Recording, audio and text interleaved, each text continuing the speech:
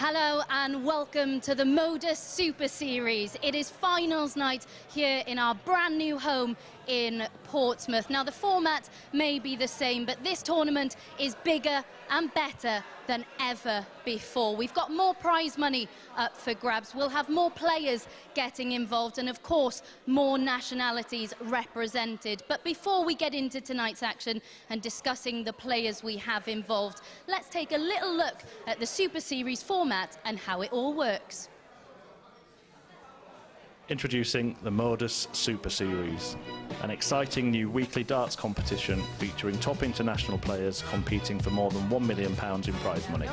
There is a new MODUS Super Series champion every 13 game weeks. The winner of MODUS Super Series 1 will be crowned on Saturday the 22nd of October 2022. So how does it work? 12 players compete every game week with live footage of every match broadcast 6 days per week on Sporty Stuff TV. Group matches take place Monday to Friday in morning and evening slots as players compete in a series of eliminators. The 6 qualifying players contest the finals every Saturday evening. Round-robin group matches are followed by semi-finals and the final, producing a new winner each week. Every 13th week, the winners from the previous 12 weeks contest the MODUS Super Series Champions Week. The winner takes home the MODUS Super Series title and earns a place on the honours board. After Champions Week, the action starts again for week 1 of the next series. Expertly explained there by our very own Chris Murphy, who will be on commentary duty throughout this evening. Now, I am joined by a man you may know a thing or two about. It is, of course, the 16-time world and match play champion, Mr. Phil the Power Taylor. Oh, thank you. How great to have you here, and a lovely reception as well. Thank you. First of all, how are you doing? I'm fine. Yeah, glad to be here. I've had my eyes done. Yeah. So I can see what I'm missing now, so which will improve my game. So I'm trying everything at the minute to make myself a better player. That's scary for everyone, isn't it? But you've had a little chance to take a look around this new venue. How impressed are you with what MODUS have managed to do? Very impressed. If anybody who's looking on TV can imagine, this was like a derelict church. There was nothing in. So every wall, every light, everything you see in this building has been done. It's fantastic. And it's a tournament that you took part in when you were at home, didn't you? I did, but I'd like to participate now on stage in front of these lovely people. The concept of this is absolutely fantastic. For any player that hasn't got the tour card can play in this, and they can earn themselves literally a lot of money. And that's the thing, isn't it? You've got the likes of Ciaran Teehan in action this evening, who's of course fallen off the tour. He's got big ambitions in this game to maybe become world champion one day. And so should he. Yeah. Of course he should. And he's looking to get himself back on tour. So in conjunction with the Challenge Tour and the Development Tour, he's using this. It's the biggest opportunity for a player. Listen, everybody has a little bit of bad form, but this gets you back on the stage. You earn a lot of money. You can earn a lot of money. Well, not hundreds of thousands, but you can earn a good £60,000–70,000 a year. What are you doing? Do you know what I mean? Get off your backside, practice, get on this stage, and go and earn yourself. Pay your mortgage off. Pay your gas and electric bill. That's the main thing. That's going to be a tough one to do. It's massive. It really is. It's fantastic. But if I was starting up now, I'd have been here every week, trust me. And it's important, isn't it, for players to have more than one route back onto the PDC circuit? It's fantastic. And if you do well here, trust me, you're going to do well in the PDC. Them players, as big as they are, same as when I was up there, they're not unbeatable. This is the best practice and the best ground routes to make you a better player, and you can do it every day, and you get paid to practice. All them players playing the PDC get nothing. They only get something if they win in a tournament. With this one, you get paid for playing. And of course, one of the players in action this evening, we've mentioned Ciaran Teehan, but Martin Adams, someone, you've played him in the latter stages of quite a few tournaments. Listen, he's fantastic. He's like, he must be 106 now. I don't know how old he is. What does that make you? 107. But he is, honestly, his enthusiasm for the game amazes me, because as you carry on in life and you're getting older, you tend to lose that enthusiasm. Not Martin. He's had his health problems, but he carries on, he's enthusiastic, he practices, and he's good. You know, he's still doing 9 darters, bless him. So, whatever he's doing, carry on. And as you have just mentioned, we might see you involved in this tournament, is that right? I think so, yeah, I'd love to, I'll be honest with you. There's a couple of people I'm going to have a chat with, or strangle. but we'll be all right. Well, I think we'll be up here soon. Absolutely, and we will see you in commentary a little bit later on as well. Do you enjoy that side of the game? Yeah, I don't mind it. I don't mind it. It's not something I'd like to, like Sky, where you're travelling week in and week out doing it, because I don't want to do that now at my age. But I'll enjoy it. Yeah, of course I will. It's different for me, something different. And as you mentioned, you've had your eyes done. You said that, you know, that focus and being able to see the dartboard, you've maybe altered your throw slightly. How much are you adapting to that? It's still early doors. Everything's bright for me, because my eyes have been a bit poor now for probably the last 10 years. Everything now is boof, so it makes you a bit tired, because you're taking all this, because your brain, and now I know I've got a brain, because all your brain's taking all this information. I never realised, you know, till they told me 2 weeks ago. So I'm honestly really looking forward to it. I've got some new darts coming out with Target next week, or next month, so it's all... I love this kind of stuff. I love to, you know, even though I'm 62, I still want to push forward and see how good I can, if I can get any better or better than what I was. Well, that's a frightening thought for anyone, and I'm still looking for my brain, so if you can help me find that a little bit later on, I'll have a look I'd for appreciate you. it. Thank you very much. I'll be here somewhere. But shall we get tonight's action underway? First up for you, we have Martin Adams up against Diogo Portela. So to get the players out on stage, let's hand over to our MC and match referee, Charlie Corstefine. Ladies and gentlemen, welcome to the MODUS Live Lounge. We are live on Sporty Stuff TV here at the MODUS Super Series. And now please welcome to the stage our players for our first match of the evening. Firstly, Brazilian Diogo Portela, and it's Wolfie Martin Adams.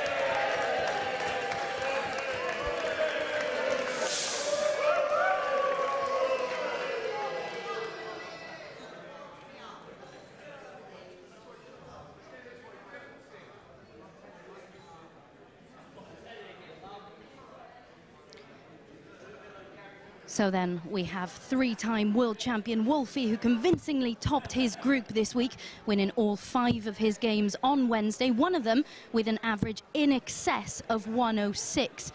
He's favourite to go all the way tonight. He's up against the Brazilian Diogo Portela, who is back playing somewhere near his best after a difficult few years. Can he cause an upset in our opening game of the night? Let's find out in the company of Fallon Sherrock. But first, good evening, Chris Mason. Good evening, Abby. And yes, I've got a very, very special guest. Good evening, Fallon. How are you? Good evening, I'm good, thank you. You've been jet-setting all around the world in Australia, New Zealand. How was that? Yeah, no, that was really good. It was a great experience. And yeah, no, I'm happy to be back. Thank you, ladies and gentlemen. First leg, Yeah, it's Martin to throw first. Game on. Yeah, it can't be easy, travelling through all those different time zones.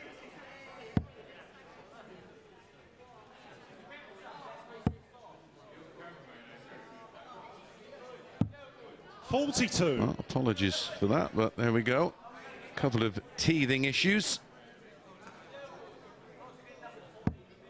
Yeah, Martin Adams played very well to top his group across Monday and Tuesday and Wednesday.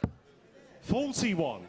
I should imagine you were still on the big bird in the sky on the way home, weren't you? Yeah, no, I didn't land till Monday, so, you know. And then been asleep ever since.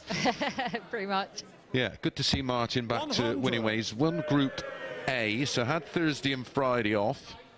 Diogo was up on stage, and again, Diogo's had a tough couple of years and seems to be playing a bit better this week. 140. Nearly an example of that there. Well, I've got to ask you, Fallon, I've got to congratulate you as well, though I did see you there because I was, of course, working for TalkSport and we covered the Women's World Match Play. How was it? Yeah, no, it was absolutely amazing. You know, coming back down from the match play was a bit hard and going to, you know, Australia and New Zealand. Was yeah, I was going to say, that massive high, and then you sort of, before you've got time to sort of soak it all up, you're thrown back in at the deep end and back in with the big boys. But you had a bit of success over there and ran into a very warm Gezi Price. Yeah, no, I think he just hit everything against me, didn't he, really? But, yeah, no, it was all good experiences. 59. Like, I will take everything as it comes. And, you know, I've got Amsterdam in a few weeks, so let's see what happens there. Yeah, exactly, yeah. Well, that's the beauty of the game right now. You haven't got too much time to dwell over good results or poor ones. No, definitely 90. not. You just got to put everything Martin, behind you and just focus on what you've 120. got in the next few weeks or months. Yeah, the game is in fine hands right now.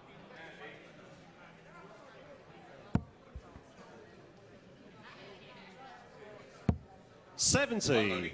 Diogo, you require 130.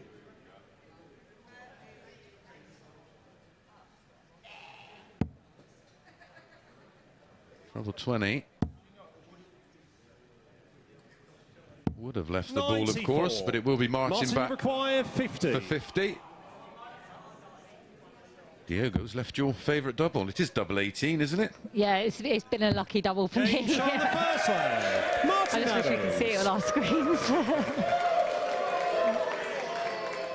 Well, not a bad start for Martin. A little 17 darter to hold. Under 180 in the Second leg. leg, So it's he's Diogo to pretty throw much first. Game on. continued where he left off on Monday, Tuesday and Wednesday. He did play very well across those 3 days. He averaged nearly 90 the entire 3 days. Nearly as good as you, Fallon. No, Martin's always been like a really good player anyway. You've like, had some great battles with him in the Live League, haven't you? I know, he just never goes away. I do think, you know, if Diego puts him 60. under a lot of pressure and stuff like that, you know, Martin does have this game that he can just pull up out of nowhere. You think you've got him, and then all of a sudden, you know, a 9-darter comes in. Yeah, he did it this week. He had I think Abby mentioned it at the top, an average of 106.17 is his high average for the week. Diogo Portela finding his first max of the match.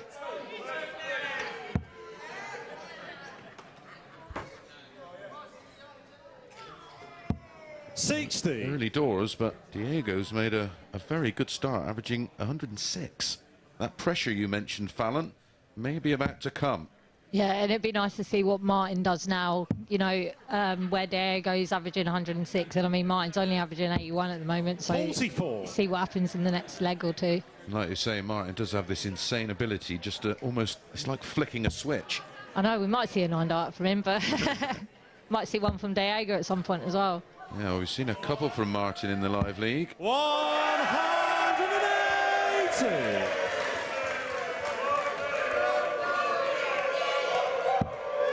(2-1) in the 180 column to Martin Adams. 57.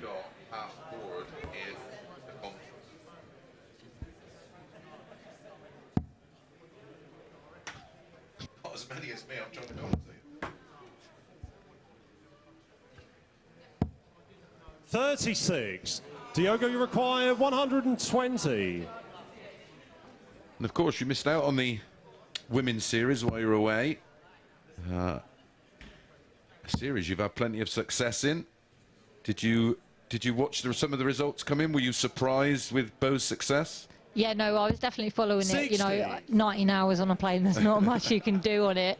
But yeah, no, it doesn't really surprise me of Bo's success. You know, she's such a good player as it is, and you know Makuru getting to the finals as well. Three times, didn't Three she? times, and you know that'll boost her confidence Diogo going into the next lot as well. 60. I mean, Makuru was, you know, deserving a good run, and obviously it was this weekend, last weekend, sorry. Yeah, because the one before that, she didn't have a particularly great couple of events, did she? No, but that's like Makuru. She will just have 40. like an average game, and then all of a Martin, sudden you we'll go require through like 99. a massive like 100 averages and stuff like that. But it's slowly creeping in, so I just hope she doesn't hit them against me when I go back in October.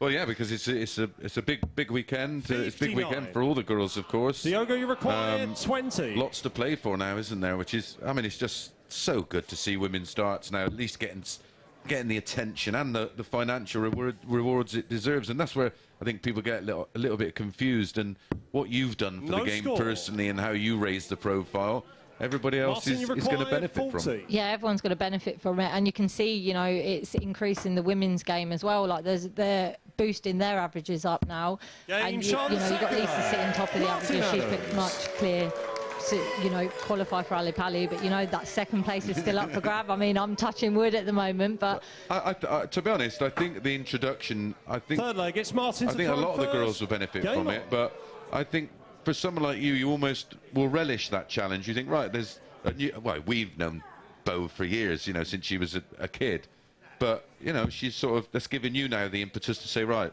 I got to go in there and find another level and stamp my authority down. yeah, no, it's definitely good, you know, having someone else that's going to push your game, because, you know, And it'll take the pressure off you a bit. yeah, definitely.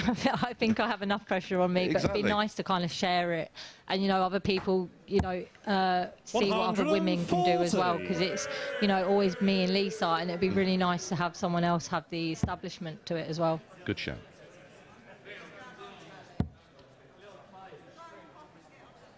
Well, Martin, despite that really good, 85. strong second leg from Diego, is now 2 up.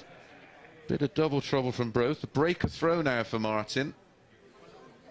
Averages have... They've dropped. They've dropped. Yeah. 100.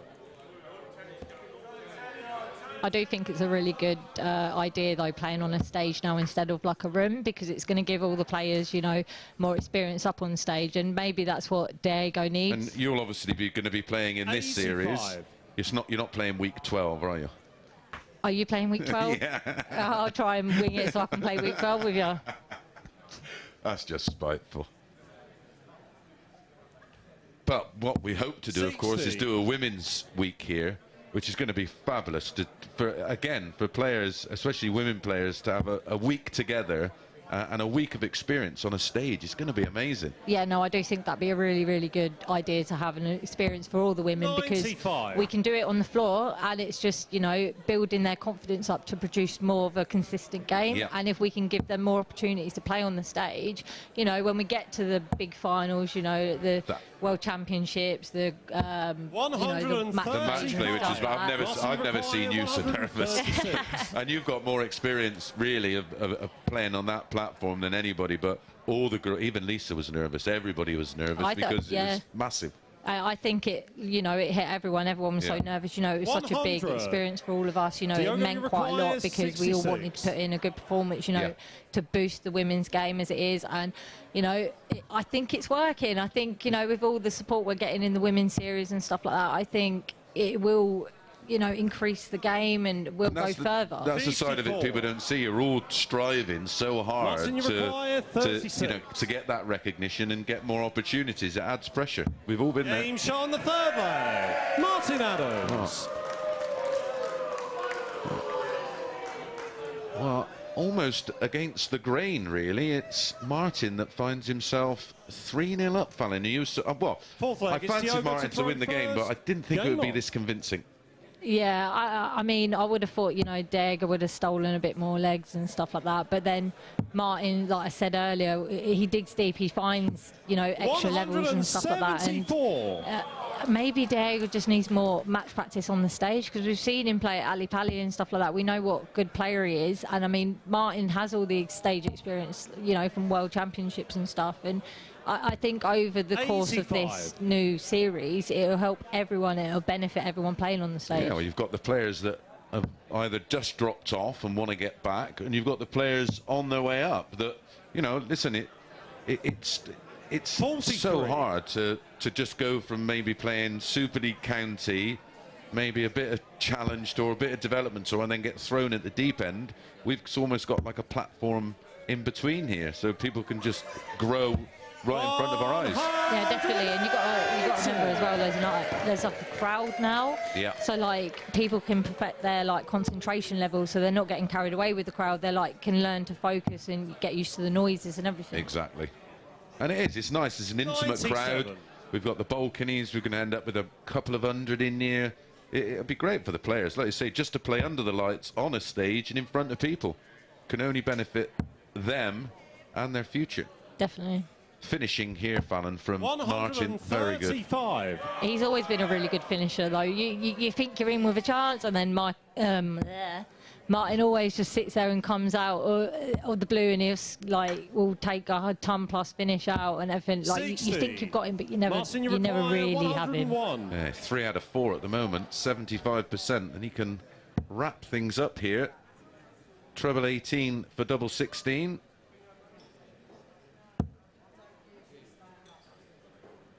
I go back to the treble 20. 48. Oh, he's in the treble 5 again. Diogo, you require But 127. this is a big finish for Diogo. The high finish this week of 140. 111. Well, he's left double 8 Martin, just in require case. 53. But if Martin continues this finishing, Fallon, this should be all over it. Game, shot, and the match. Martin Adams. And he saved the best to last, a 14-dart breaker throw, and he wraps it up 4-0. 4 out of 5 on the doubles, 80%, 3 180s, and an average of 89.73.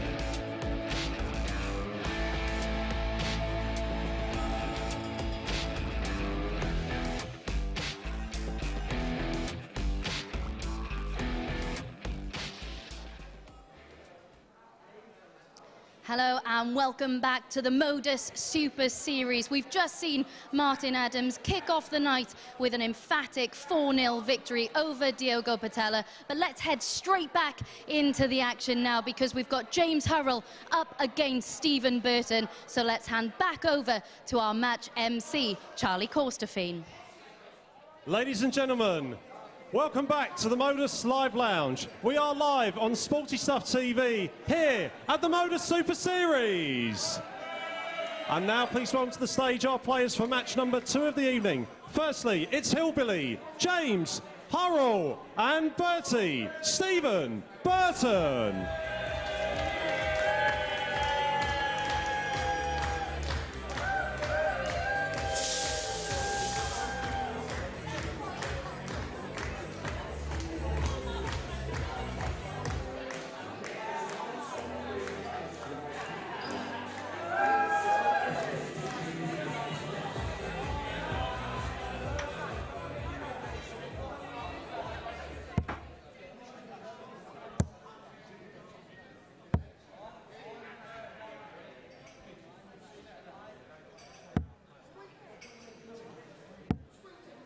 Right then, our second match of the evening sees Hillbilly Hurrell take on Stephen Burton. Hurrell has already picked up the Isle of Man Classic and Scottish Open titles in 2022.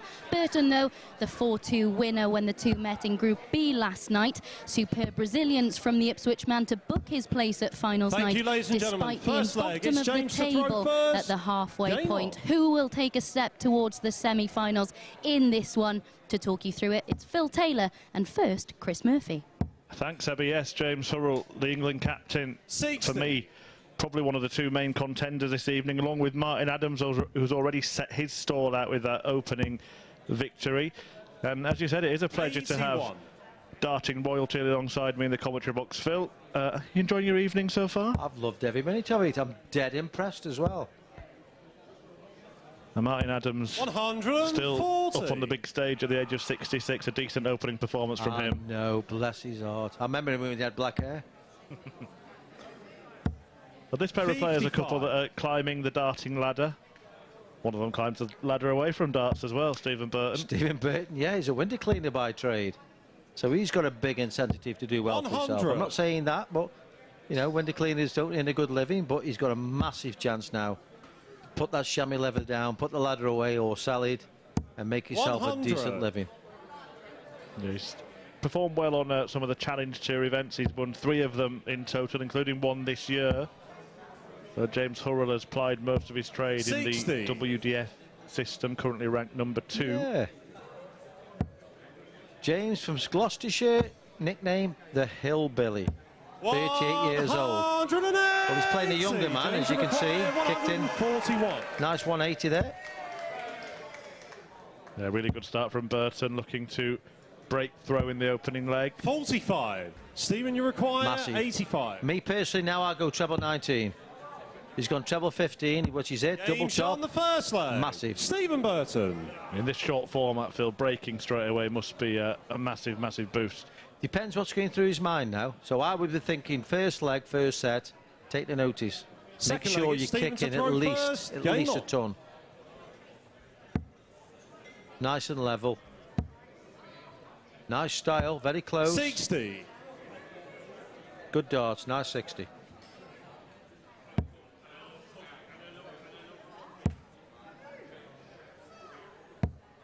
$100.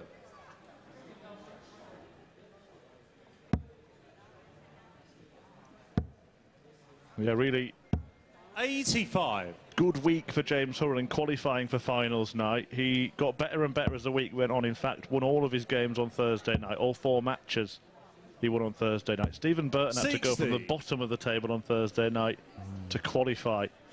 A little bit of a mistake there by James. Only hitting 60. Now Stephen's going to step in. That's the way you got to do it. Jump on your opponent. As soon as they make a mistake, jump on him, which Stephen did then. So James now 3-4-1, needs at least a 140 just to catch Stephen up. Yeah, it does look a little more comfortable, doesn't it? It's a change for them all, playing in that room in Southampton to this stage. Burton's taken to 180. it better. 140, leaves 76. Now James is under pressure now. And can I just say, his body language, the way he is, he looks a little bit angry as he's playing now. He seems a little bit under pressure, even though he's Stephen, at a massive, 76. massive 140 there. Double eight. Game shot on the second leg. Brilliant stuff Burton. from Stephen Burton. Good start, isn't it? 1 dart doubles.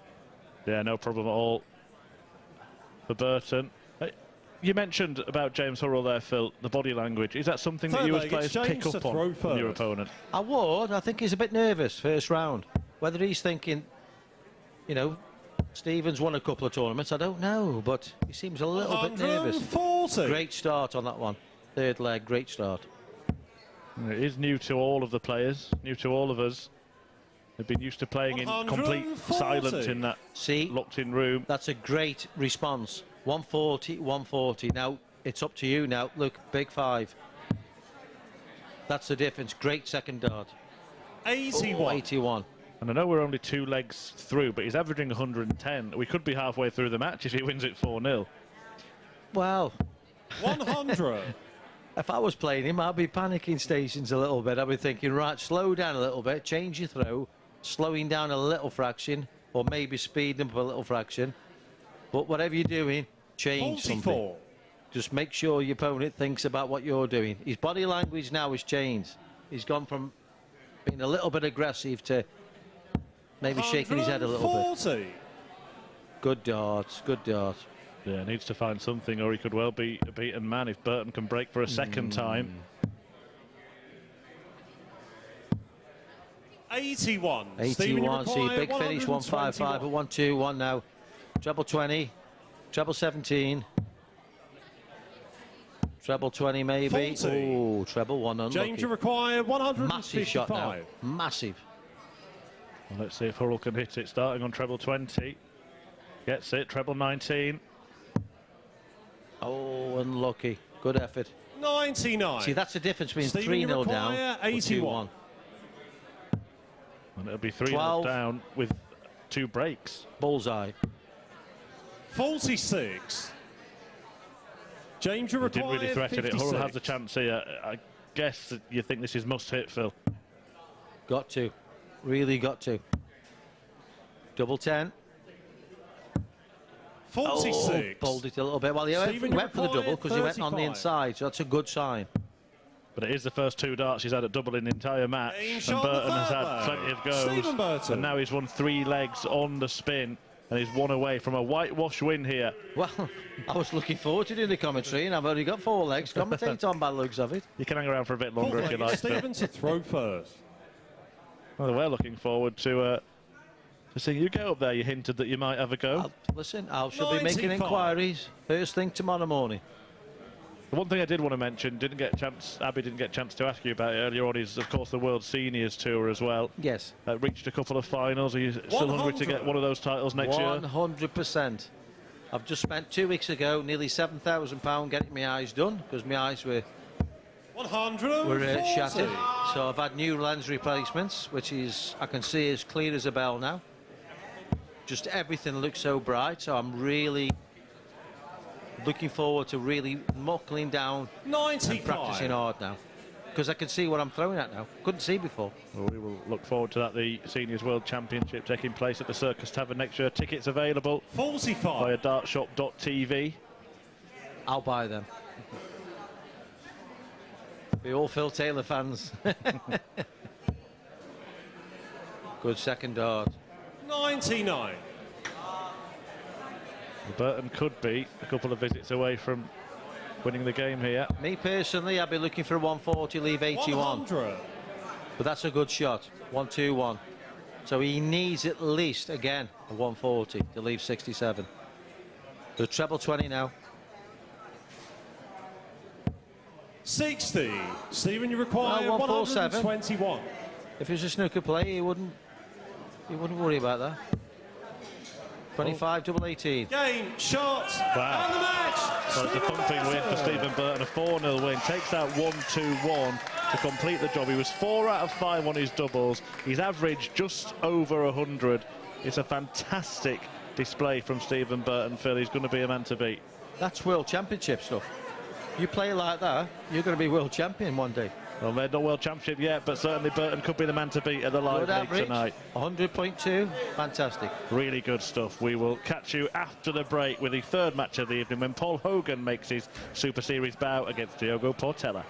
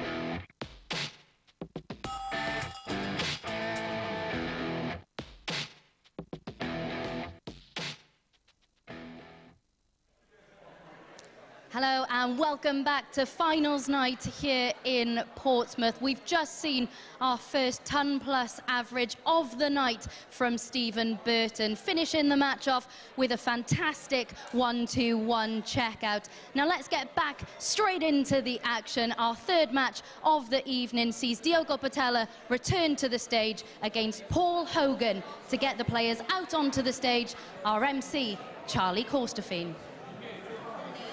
Ladies and gentlemen, welcome back to the MODUS Live Lounge. We are live on Sporty Stuff TV here at the MODUS Super Series.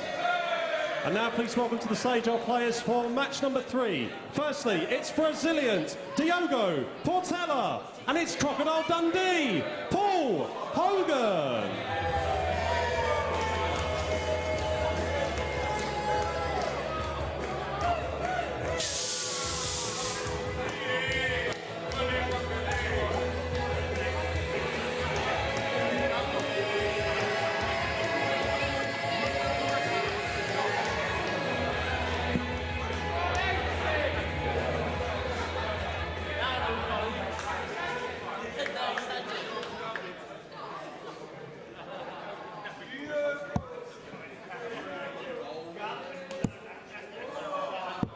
Diogo Portela back on stage then. A lot of double trouble in his first match, losing 4-0 to Martin Adams. He comes up against the man nicknamed Crocodile Dundee, the 3-time World Championship quarter-finalist, signed off from Group B by winning all 4 of his matches last night. Can he keep that winning streak going? Let's join the 2 Chris's for this one, Mason and first Murphy. Yeah, thanks, Abby. Paul Hogan, he kind of a surprise package. It didn't look like he'd be coming through. Ladies and gentlemen, first leg, Group B, involved in a really bizarre match against Danny Smith, and Diogo Portela came through in that Group C. You had the pleasure of doing that one, pal, didn't Chris. You? Yeah, I think I was worried we wouldn't end up moving to the new venue. 60-odd darts at doubling that one, so I think it's one of those games that you get once in a long time, but they'll be sharpened up, ready to play on the big stage. I think that might have been part of some of the frailties that we saw last night. Everybody wants to be here, don't they? Yeah. Yeah, everybody wanted to be in that first group that got the opportunity to open the rebrand. 54. Well, so far, we've seen a couple of players sink and a couple of players swim. Yeah, 2 absolute wallopings in the opening 2 matches. Martin Adams was steady enough, but Stephen Burton was outstanding, wasn't he? An average of just north of 100. And pretty tidy across all the numbers. A lovely 1-2-1 out as well. 60. In fairness, James Hurrell didn't do too much wrong. He was just outplayed and put under it from the opening couple of salvos. 45. You think about, I was saying at the start of the match, Paul Hogan sort of struggled through Group B and fell over the line a little bit. Is that something players sort of think about when they've got a big tournament or a big match the next day? They've been winning, but they've not been playing well. Yeah, I used to try and treat it, you know, if I could have been out, try and treat it like a free roll. You know, the results could have been so much different, but ultimately, when you're still in it, you're still in it. 85. Diogo, you require 123. Well, loads of time here. It's Portela who's the better starter in this one. Doesn't have to go 16. He went treble 14 there. Has just found the wrong bed. 91. Some of his performances have been indifferent, but it has been nice to see Diogo with a bit of a smile on his face and playing with a bit of purpose, Chris, because he has had a torrid time of it, hasn't he? And he's, you got to remember, he's under massive pressure. He's, you know, he's got his family here with him. He's under it. He's got to perform and start winning. 8-8 to win the first leg, and he gets it. Diogo Portela. Paul Hogan not really at the races in the opener. Portela taking advantage of that. But yeah, he himself, I saw him actually put out a tweet thanking, as it was the online league, but giving him the opportunity now with the Super Series, because he has had a tough few years. And he said that it's kind of helped him get his career. 81. I'm not just saying this, it's his words, and life back together. Yeah, well, it gives you an opportunity to rebuild. You know, when you're in his position, you're a long time away from your next appearance. 60. And you've got sponsors to keep happy, and you also want to find another level to your game. And when you're under the lights, there's no better place to practice doing that. There is a great expression, it is after 10, but there's certain things you can't practice doing. Well, Diogo Portela, actually, the first time we ever saw him was on a TV show, wasn't it? Yeah, 91. that's right. He played on a show called 180. It's actually, believe it or not, still his biggest career payday. He won £16,000 on that show. Wow. Partnered by James Wade. He could end up superseding that at the Super Series, couldn't he? Because now the prize money for the Champions Week winner is £20,000. Yeah, a lot of money. Well, it's a lot of money to play for tonight. The winner taking home £5,000. There's a great opportunity. Again, for the players, it takes a little bit of pressure off. 129. Gives them a revenue stream. Hogan's got himself together. Ah, it's a good leg from Hoagie. Down to a double after 12. 96. Pull you requires Same target 60. that Portela pinned in the previous leg. Game In it shot goes the for one leg. apiece, and Hogan. but it's already the most competitive game we've had this evening. Yeah, at least it's 1-1 and not 2-0, 3-0 or 4-0. It also means, and I think there might be a sigh of relief for our referee there, Charlie Corsley. It also means we won't end up with a 9-dart shootout in this group. No. Now, there is a scenario in these finals that it's still never happened, but to separate the Would be players. ironic. Yeah. Our opening night here, we have one. If all three results, so if every player won one match by the same scoreline, then they would have to go back on the stage, throw 9 darts each, and the lowest score would be eliminated. We had that horrible situation. I think it was Colin Osborne, and he was level on points, and I think it went down to the averages we did it by then, wasn't it? And it was point something of an average. 82. It was, yeah, and I think the cruelty of that is what sparked the organisers to change it to that rule. That's what you need. I think Barry has an idea for that. It's down in the, I think it's Rule Z, paragraph A, the organisers reserve the right to change anything. 130. When you get a situation that crops up like that, yep, let's look at that for an example. And that's what you got to do, and I think it's a fairer way of doing it. Yeah, things happen and I have to react. The old bullseye rule, wasn't it, Barney? The great Barney Taylor final, an example. Yeah, exactly. Taylor threw a dart there, and it was the perfect guide for Barney, so they changed the rule. Great to have had Phil Taylor in with us Looking tonight. well, isn't he? Yeah, looking well, sounding positive. Had his eyes done, going to get his hip done. I said he'd be like the Barnick man. I was beginning to think I might make a comeback after 120. the last year or so, but 50. I don't think I'll bother if he's back to his best. 20 years of getting whopped by him, I don't think I could do another 10. 10 for double top for Portela.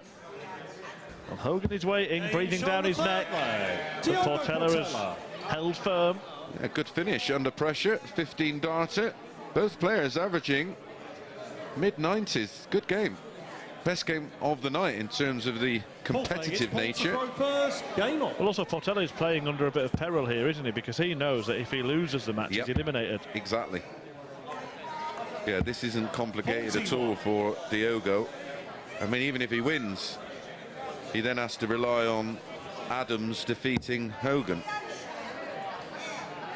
Yeah, Hogan will get a second chance, but as Chris just referenced, the manner of 42. the defeat to Adams has put Portela in a perilous position. Well, he ideally needs to win 4-1, doesn't he, to give himself every chance. 85.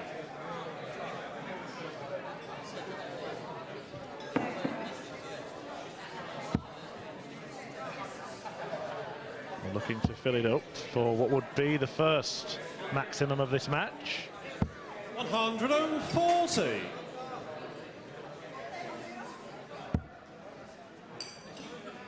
It's a very different setting, isn't it, Chris? Yep. Here there's an intimate crowd, which is a different challenge, even for experienced players. Yeah, I mean, the way the Super Series is now, well, the way the Live League is evolved into the Super Series, I don't think even if they had the opportunity for a big venue, because that's not what it's all about. They want an intimate crowd of, you know, friends and potential, you know, if they bring their sponsors along and family. Good old tactic that, I used to use that one myself. Yeah, so I just think it's the right kind of size venue.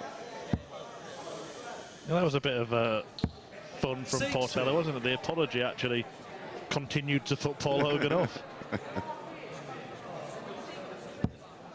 The best one you do is when you just go up to the board to get your darts out, you get your thumb underneath and you just give the flight a little flick. Oops, sorry about that. 125. Not that I ever used to do anything like that personally. An insight into the dark arts. Oh, yes. Well, they probably go for a treble 18. 138. Diogo, you require 155. He does love that double 18, Paul Hogan. He'll leave that as much as he can. Yeah, it's his favourite, isn't it? Well, treble 19 for double. 130. With that in mind, probably treble 12 here for Hogan. 72.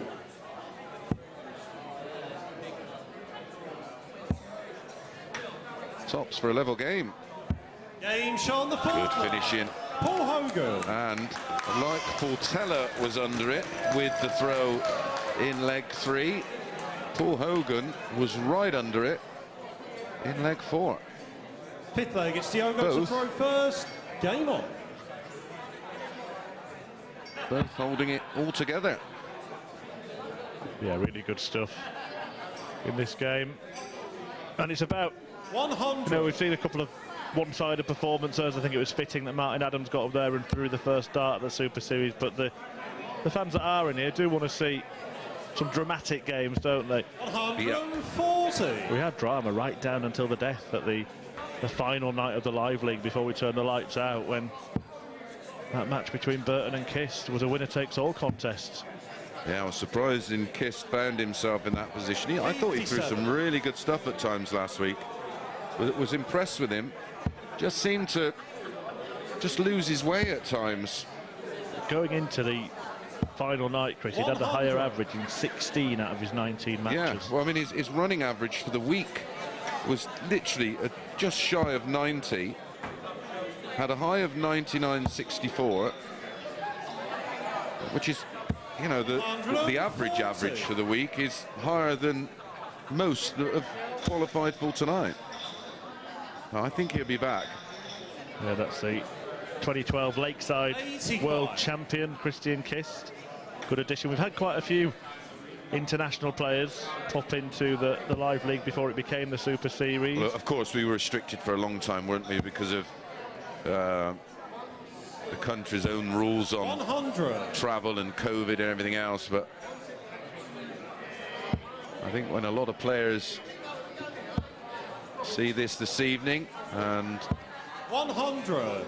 get the Diogo, you require 104. info on all the money available, there's a potential for a player to earn, well, in excess of £80,000 a year from the Live League.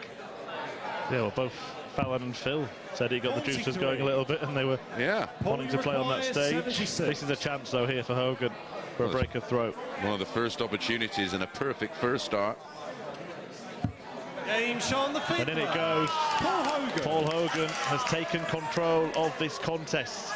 He leads the match by 3 legs to 2 and has the darts. Caught me doing me notes then, didn't you? To throw first. Game on. But he did that when he knew the camera was coming on him. I know. Waiting all night to do that. Look at the doubling, Chris. 3 out of 3. What was it in the end? 7 across. Yeah, really good from Hogan. Well, he's one of the players who was involved in that match I was telling you about. They couldn't finish their dinner. 62 darts at double they had in 6 legs of darts. 100. Well, miss them all in one game and then never miss again, seemingly. I was actually, our Super League season has only just started, and then the opening night of the league season I had a very similar game. 60. Nothing wrong with our scoring, but neither of us could finish, and it went all the way And then I wanted 118. I think he wanted 60 odd for the match, and I took the 118 out on double 19. Disgusting double, and the only one I hit first start. 100. Well, that breaker throw there, we mentioned it earlier on, it puts Diogo Portela under real pressure. Nothing in it in terms of the averages, 0.01, in fact, before this visit. 94.28 plays 94.27 for Hogan. Changed after that last visit. But if Hogan does win the leg, he goes through with Martin Adams, and they battle it out in the last match to see 45. just jostling for position. Yeah.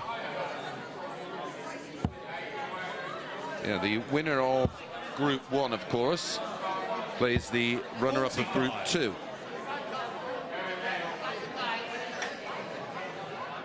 We go back to Group 2 in our next match. Stephen Burton up against the young Irishman, Ciaran Teehan. Well, there are one or two 60. locally based darts players in, some of whom have played in the Live League, now Super Series. I was talking to Andy Jenkins actually earlier this evening, and he said he expects a Martin Adams Stephen Burton final. Yep. Well, he's not far wrong after the first couple of results. Hogan has teed up the prospects of putting Portela out here. Is that double 19, Chris? 85. Yeah, it's a beauty. 38. He won't split it. This is where it gets a little awkward. Now you've got to attack. 19. Diogo, you require Aye, aye, aye. 111. And he's thinking, I have to hit this. Treble 17. Oh dear. Do you know what I was just thinking there? That dart standing up a lot, he could have maybe gone treble 19 with dart number 2 and left himself an open bed. Maybe he was caught in two minds. Double 8 for the win. 15. Another chance for Portela. Not Diogo, missed a double 68. up until he had match darts. And now he's missed 5. Well, he's laughing on the outside, but I'm sure not on the inside, shaking his he head. won't be. Especially if this goes in double 16, he'll be sick. 52. He's probably thinking a little bit about last night as well. When he started missing doubles, he kept missing doubles. But it's double 2, and he doesn't want to end up here. 2. Didn't really attack it. He wasn't committed. Diogo Maybe dart 1 at 16. double 2 was the only dart he was committed. The rest of them were sort of thrown in the general direction. But Portela, after facing 8 match darts, has levelled the match. He's been dancing along the tungsten tightrope for the last 5 minutes or so, but Paul Hogan's beneath him with a safety net. We had 4 holds a throw, followed by 2 breaks. Portela will hope to reinstate those holds a throw in this 7th and deciding leg. And then he'll be cheering Martin Adams on 55 in match number 5 this evening. And a big game coming up next for Stephen Burton, of course. A win there, and he's guaranteed his place into the semi-finals. Martin Adams and Paul Hogan, of course, have a whole lot of history as well in notable meetings in the past. Adams 3, Hogan 0. How about is that just at the Live League? No, that's away from the Live League. Wow. Yeah. They've only met 3 times now. I would have thought, considering how long they've both been around and playing in the BDO system pretty much exclusively throughout their career, they'd have met. Two at the Live League in addition, so that's 5, but 60. that becomes Adams 5, Hogan 0. Yeah, that's doesn't make good reading. So Diogo Portela would be well advised to get this match pinched. 136. He's going the right way about it.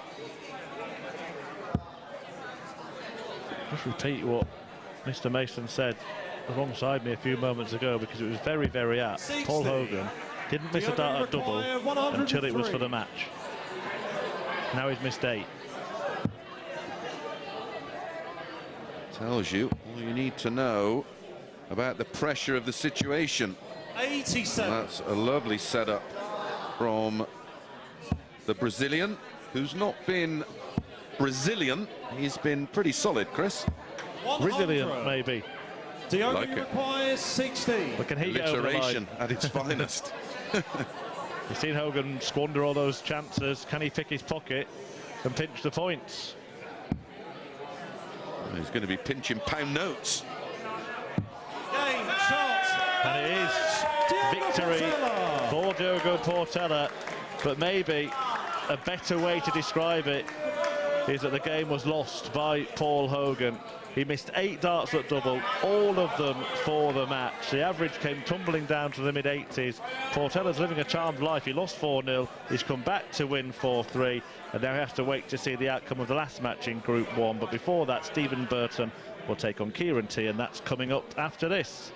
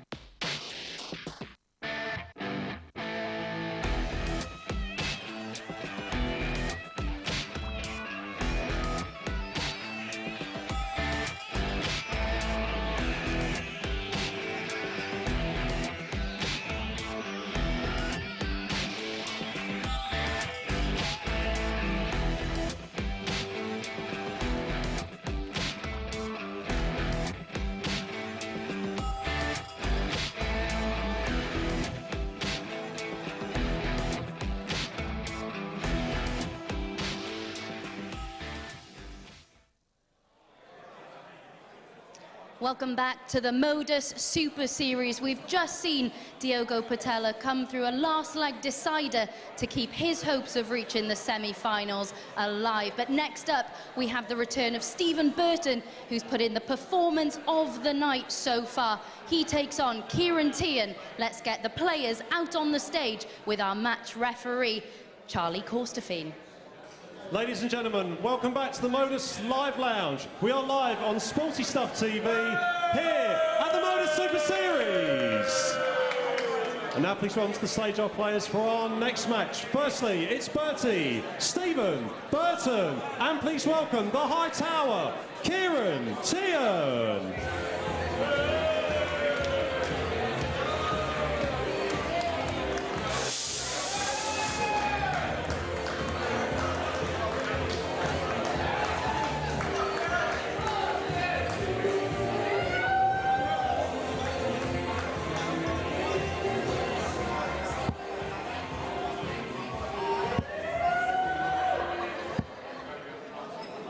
Up next for you then, Ciaran Teehan gets involved in the action. The former PDC tour card holder has reached the final of a development tour event in recent months and produced some impressive darts en route to securing his place at finals night. He takes on the man who has delivered the performance of the evening so far in Stephen Burton, an average in excess of a ton in his opening match. Mason and Murphy, it's over to you. Yeah, thanks, Abby. Thank you, ladies and gentlemen. First leg, it's Stephen knows all about getting the better of Ciaran Teehan. Me and Mace have been looking through their previous meetings. I think you've commentated on a couple as well, Chris. Yeah, I definitely commentated on their meeting earlier in the year in Phase 3, Champs Week final Group 1. And it was Burton who got the better of Teehan, 4-3. You found another couple of meetings. Yeah, they met at Q School. The first meeting back in 2019 was won by Ciaran Teehan. But Stephen Burton won when they played this year, 6-3, an average of 95.35 from Ciaran Teehan, defied by Stephen Burton. So he's beaten him all three of their meetings this year and has been the better performer at the Super Series.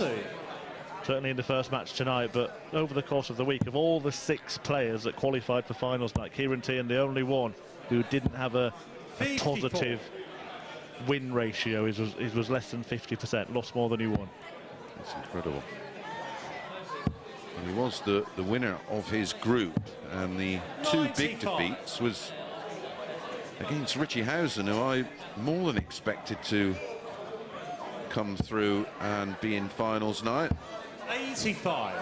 Yeah, he finished bottom of Group A, I believe. I know, it's remarkable. And then won his group. And when I looked at the group, the odds compilers had priced him as favourite for the group. I thought they must be wrong, and it reminds me why I stopped gambling a long time ago, because they never are wrong. Well, even when they are, they get it right. 130. The fun stops. Stop. BeGambleAware.org.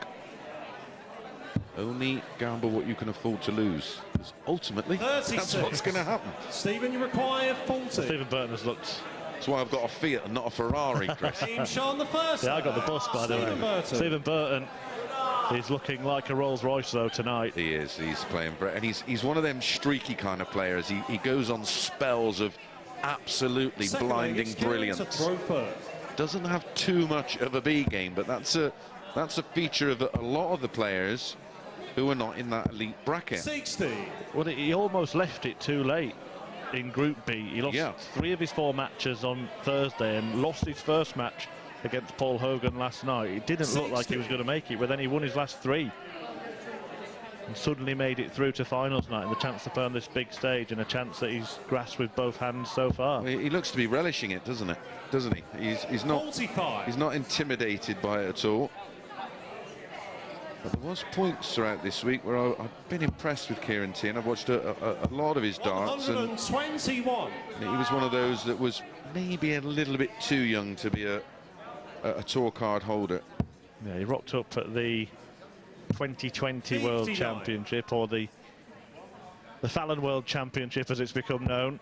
But yeah, Ciaran Teehan beat Ross Smith 3-0 and then narrowly lost out to Mervyn King in the next round. 100. showed what he can do, but it's Stephen Burton who's showing what he can do this evening. He averaged 100.02 in his opening match, so he used just 60 darts in those 4 legs, effectively averaging out at 15 darts a leg, and he's averaging in excess of 100 already in this one, and that's just an indication of how quick a start he's made to the match. It has no real bearing on the overall average, but it's a great indicator 99 to how comfortable Burton is feeling. No problem on double in leg 1, and he beds it first dart to win leg 2. Just saw him as well, when he hit that 180 during that leg, Chris, he gave the crowd a little bit of a whipping up, and that's something that the players haven't had in the previous location. It was quite tight in there, and there's no real place to or opportunity to show any real emotion. Well, 85. On Saturday nights now, they now get an audience to play to, and some will thrive on that. Some will absolutely buzz off of it. And some might not. 100. Exactly. It does add a totally different dimension. And of course, tonight it's just guests and 59. people that were involved in the development of this new venue, and over the next days and weeks we will be announcing how you can 96. come to this beautiful venue, very intimate, get to meet the players and get to sit back, enjoy a pint or a glass of Coke, whatever you 60. fancy. It's a lovely bit of, did you see the food? See it? My goodness, yeah. Didn't see me for long. No, it was thoroughly enjoyable. What was left? 98. I was clever, Chris. I don't know if you noticed, but I decided not to commentate on the first game. So when everybody else sat down, 81. You're the buffet expert. Yeah, but I do think that it will become, won't it? This will become a bucket list thing to do. 99. For a darts fan. Well, we've got all the balcony as well to fill. It's like a smaller version of the Civic Hall, isn't it? It's got a lovely balcony around the top, a nice bit of seating area. Holds a couple of hundred people, which was all that the organisers wanted to do. And it's just the next step in the evolution of 92. this event. Stephen, Well, because it's going to be such a niche market and it's limited to the amount of people that come in here, it will be one of those desirable places to come and visit if you're a darts fan. 40. So both players on double 8, Teehan with a chance not just to get a leg but to break throw. Oh, double 2, long way down. But he finds it, and it is the break back, and it's an 18 dart break back. More importantly, gets a little bit of a foothold in the game. There's a big disparity in averages. Fourth leg, it's Kieran to throw nearly first. 17 points. But ultimately, a hold a throw here, and we've got a level game. And Stephen Burton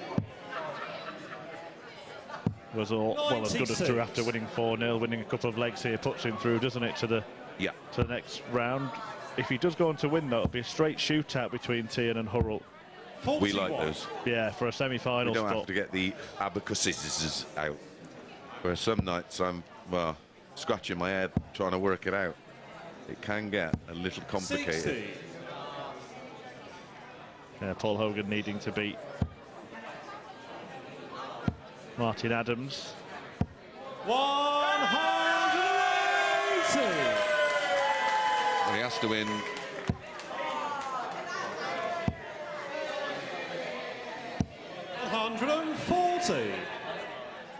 Abacus's beads have been counted. So minus 4, minus 3. He has to win 4-0, doesn't he? 140. Come back to you on that in a minute. 140 for Stephen Burton when he comes back.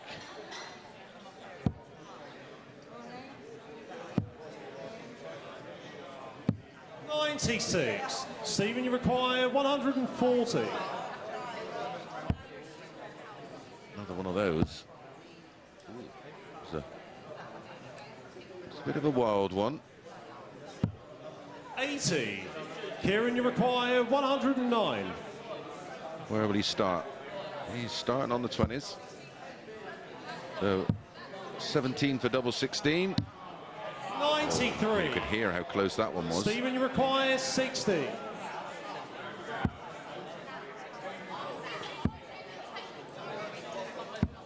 $20. A long way off that first, almost a switch down to the top. It was. Kieran, you Thought he was require playing loops. 60. Oh, double 8 for that level game. 2 darts to establish that 2-leg cushion for Burton. Work around that dart. No yeah, and he's score. over pitched. That's always the danger. Stephen, you require 40. Charlie Coulsdefine calling them in. Game shot on the 4th leg. Yeah, Burton's done well there to settle down, because he's hit a bit of traffic all of a sudden. Was struggling to get over the line, and he's broken straight back and taken complete control. Now had 3 consecutive breaks of Stephen throw. to throw first. Game I've just on. quickly done the math. I think we mixed the players up there. It was Portela who lost 4-0, wasn't it? Hogan lost 4-3 to him. Oh, yes. So he actually only needs to win Yes. by any scoreline. 59. Yes. And he'll be on, yeah, level points with Martin Adams, both of them. Yeah, 4-3 win would put him on par, wouldn't it? Yes. And leave Portela 100. on -3. Correct. This is why we like the straight shootouts, 100. which is what will happen in this group. If Stephen Burton gets one more leg, Teehan against Hurrell in game 6 will be the winner takes all for a spot in the semi-finals. And he's looking good at 3-1 32. to make the semi-finals, dropping just the single leg. 41. He's 15 points better off on the average as well, or was before that 41. It changes so quickly in this short format, doesn't it? Yeah. We've seen it so often, a player averaging around about 110, misses a few doubles at the end of the leg and ends up with a 98. Those of you who've watched over the course of the last couple of 45. years will know that the highest average we've ever seen was 118. Quite a few in the 115s, haven't we? 140. Jason Askew still from the first phase of the first year. Yes. 118.44, but Was that was yeah, that was at home, wasn't it? 133. yeah, 6 averages are more than 115. 59. I did 59. the Chas Barstow one, 117.88, was it? Yeah, that one against Mike Gillett. Yeah. Wonder who'll be the first to break such 100. big numbers on the stage. Kieran, you require Going to 74. see a 120 plus, aren't we, over this short course? Double 16 to keep the game going at least a little longer. Another Double, in double. there. Game shot on the 5th leg. But it was a similar adjustment to the one he Kieran needed earlier and hit the double 11, but this Exactly. time he got it spot on. Well, this time he didn't have to move across, which changes the not only the angle of entry, of course, but the Sixth leg, it's Kieran distance to to the throw double. first. And you can be sometimes guilty of just over pitching. That was a 4th consecutive break of throw. 96. Well, James Hurrell will certainly be wanting Stephen Burton even. Maybe next year. Yeah, absolutely. Seniors as well. Yeah. 100. That's the beauty of the game now, isn't it? With the introduction of the seniors and this, of course, that if you are on that cusp and you may be in that situation that Steve Bino, if he doesn't, 45. well, being selfish, I don't mind if he does. I'd love to see him on that seniors tour and love to see him down here. Well, I'd love to see you, and I think we are going to see you, aren't we, Yeah, Chris? week 12. 97. I think 3 players have been confirmed so far. Myself, Nico, and Jenks. I thought you were going to say me then when you're going down the list of commentators. Take it, I'll be sat in this seat. But yeah, Andy Jenkins. 140. There's a couple of old boys. I know Nico doesn't really qualify for that quite yet. He's got a 96. long way to go. Still a young man, Nicholson, really, in terms of darts, in his 30s, isn't he? Yeah, we do have a very varied range of participants 100. in this tournament. Some players on the up, some players winding down, and everyone in between. 84. Kieran, you require Well, of the platform it provides, you've only got to look at the numbers of people that have progressed since playing in the live league in terms of getting their tour cards and winning tournaments. 88. Stephen, you require 124. Burton's won 3 Challenge Tour tournaments, one of them this year, not long after he won a live league week. 45. Not yet, Kieran, you certainly he'll require win this match. 32. Double No. 16 for Ciaran Teehan. First hold of throw in a while, and it comes Ciaran Teehan. in 16 darts for Ciaran Teehan. And now the second, well, we had back-to-back 4-0s and now back-to-back 4-3s. 7th and final leg, it's Stephen to throw first. Game on. And can Burton make certain by holding his throw in this decisive leg? It's a shaky start. 45. And it's back-to-back 45s from Stephen Burton. Music to the ears of this man. Oh, absolutely. Not for James Hurrell in the practice room. He will look to punish. 60. And that's a great 60. All over the lipstick. Who's going to settle first in the decider 100. and take control of the leg of the match?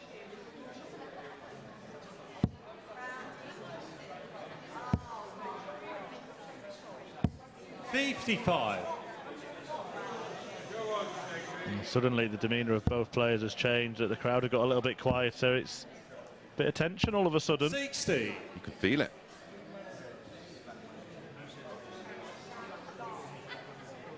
The things I want to... We will have the option, of course, for some special weeks throughout the year of 95. the new MODUS Super Series, not just this year, going forward, of course. I did mention to Fallon that how good it would be to structure a women's week together. 100. Great opportunity for the ladies to play under the lights and get more experience and earn a very useful few quid. Yeah, if you're listening. Bo, Lisa, Makuru. 134. Aileen. Well, she played some great stuff. Went under the radar a little bit because of the watched- finals, but she played some great stuff. Yeah, I DeGraff. watched one of the matches between, 45. I think it was Kieran, Laura you and require Bo at the live 157. league, and early stages of that, it was absolutely stonking. Well, is it going to be a stonking finish that wins this one? No, well, maybe. If Burton, who's 57. sort of lost the Stephen, you darts, well, require half lost the darts, can 151. take out 151. Treble 17. Tops. 131. Oh, it was close. It was that close. The width of the wire in a game that's gone to the wire. We may see another double-double here, but this one he will mean. Tops, although that's... Yeah, I don't mind him staying there. Game, shot. And he's nicked it.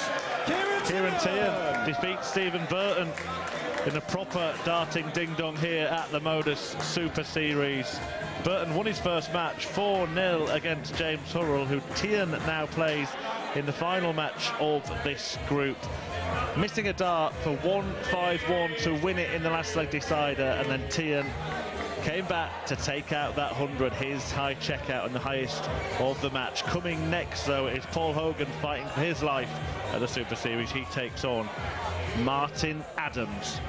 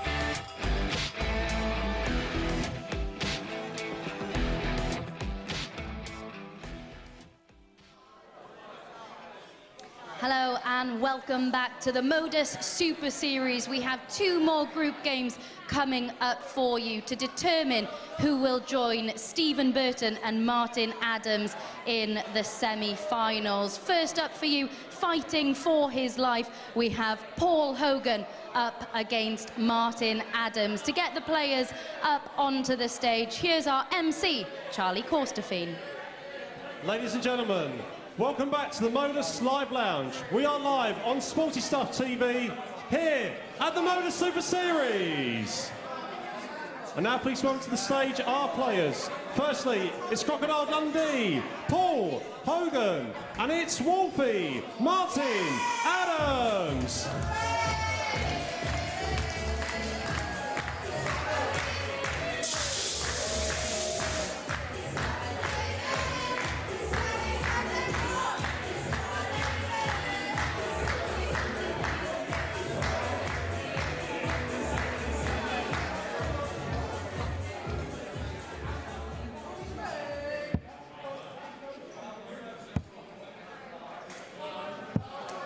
Adams, of course, winning his first match of the evening 4-0.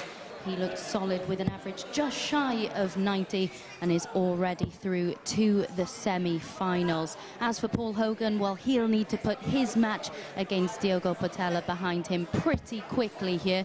Having been 3 out of 3 on the outer ring, he missed a number of match darts and ended up losing in a last leg decider. To see whether it's Portela or Hogan then who will join Adams, let's rejoin our 2 Chris's. Well, actually, we've had a little change in the commentary box. Chris Murphy's still here, but Phil Taylor enjoyed commentating on the previous match so much, so he's come to join me again. And the weight he's a pain, I couldn't turn it down. Well, Martin Adams and Paul Hogan have had a fair few battles before, but Wolfie has won all of them. And it's a strange kind of match, this, Phil, because you've got one player who's already through to the semi-finals, but then the one that's trying to beat him is trying to join him. It's a strange one. So Paul's got to win this one, and Paul has never beat Marty. 60. So this is his chance now. Yeah, 5 meetings on record between the pair, and Wolfie's won them all. 100. Sometimes, though, you know, Chris, that can be a disadvantage because you know you're in the semi-final, so why kill yourself? Does it matter? So Yeah. just play your darts, keep them, me personally, keep them nice and straight. I wouldn't want to lose, don't get me wrong. But keep them nice and straight. I'm sure Martin's got the same mindset as me.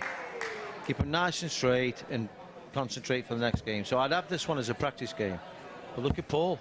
100. And he goes, not messing about. He did lead 3-2 against Portela in his previous match. He'll be disappointed not to be already through, because Sure he is. he missed 8 match darts.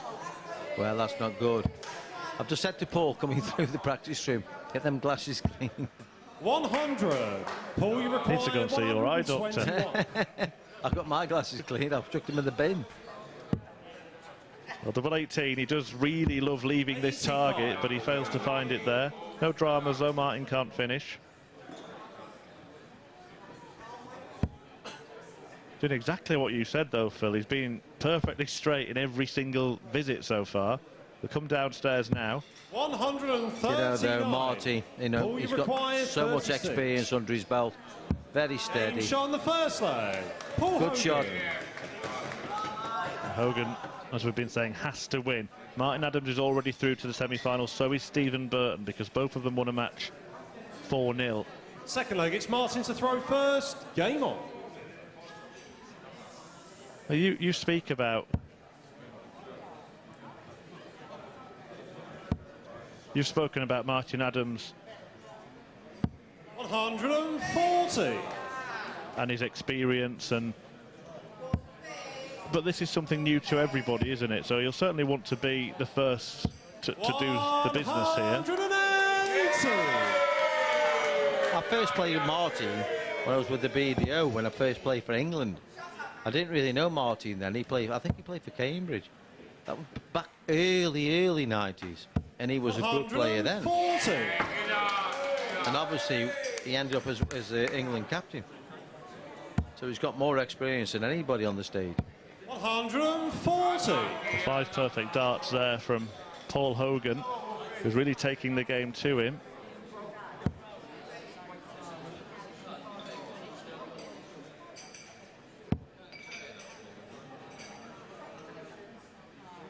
$123.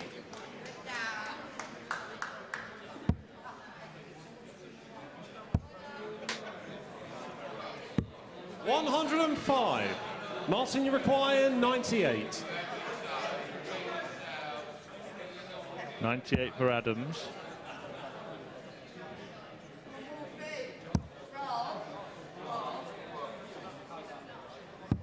Just to let everybody know, at the minute we're having a Paul, you little bit require of a technicality 76. with the television. The automatic switch-off button has come on, so we can't see the screen. 58. But my mate is trying to fix it. Martin, you require 24. Just keep pressing things. A double six. So you can do it without seeing. Double three for Martin Adams. There we go. Second leg. Just Martin in time Adams. for Martin Adams. Double three. Well, you might have saw it at home. We didn't hear, but we know he's found it. And Hogan again, he got himself in a good position in that leg. Started it with 5 Third leg, perfect it's Paul to darts. throw first. Listen, he's got to take the notice of this now, Chris, and just carry on. Keep hitting your tons and your 140s. 60 is not really good enough against Martin Adams now. Martin's in the mood. The one question I was going to ask, Phil, mostly darts tournaments are straight knockouts. We spoke about the situation in this match. And you said about Martin maybe wanting to 125. conserve some energy for the semis and final if he gets there. But have you been in that situation, I suppose, in the Grand Slam and Premier League when you've already Many a qualified? time. And I can mention a local player, Andy Jenkins, first beat me at Wolverhampton.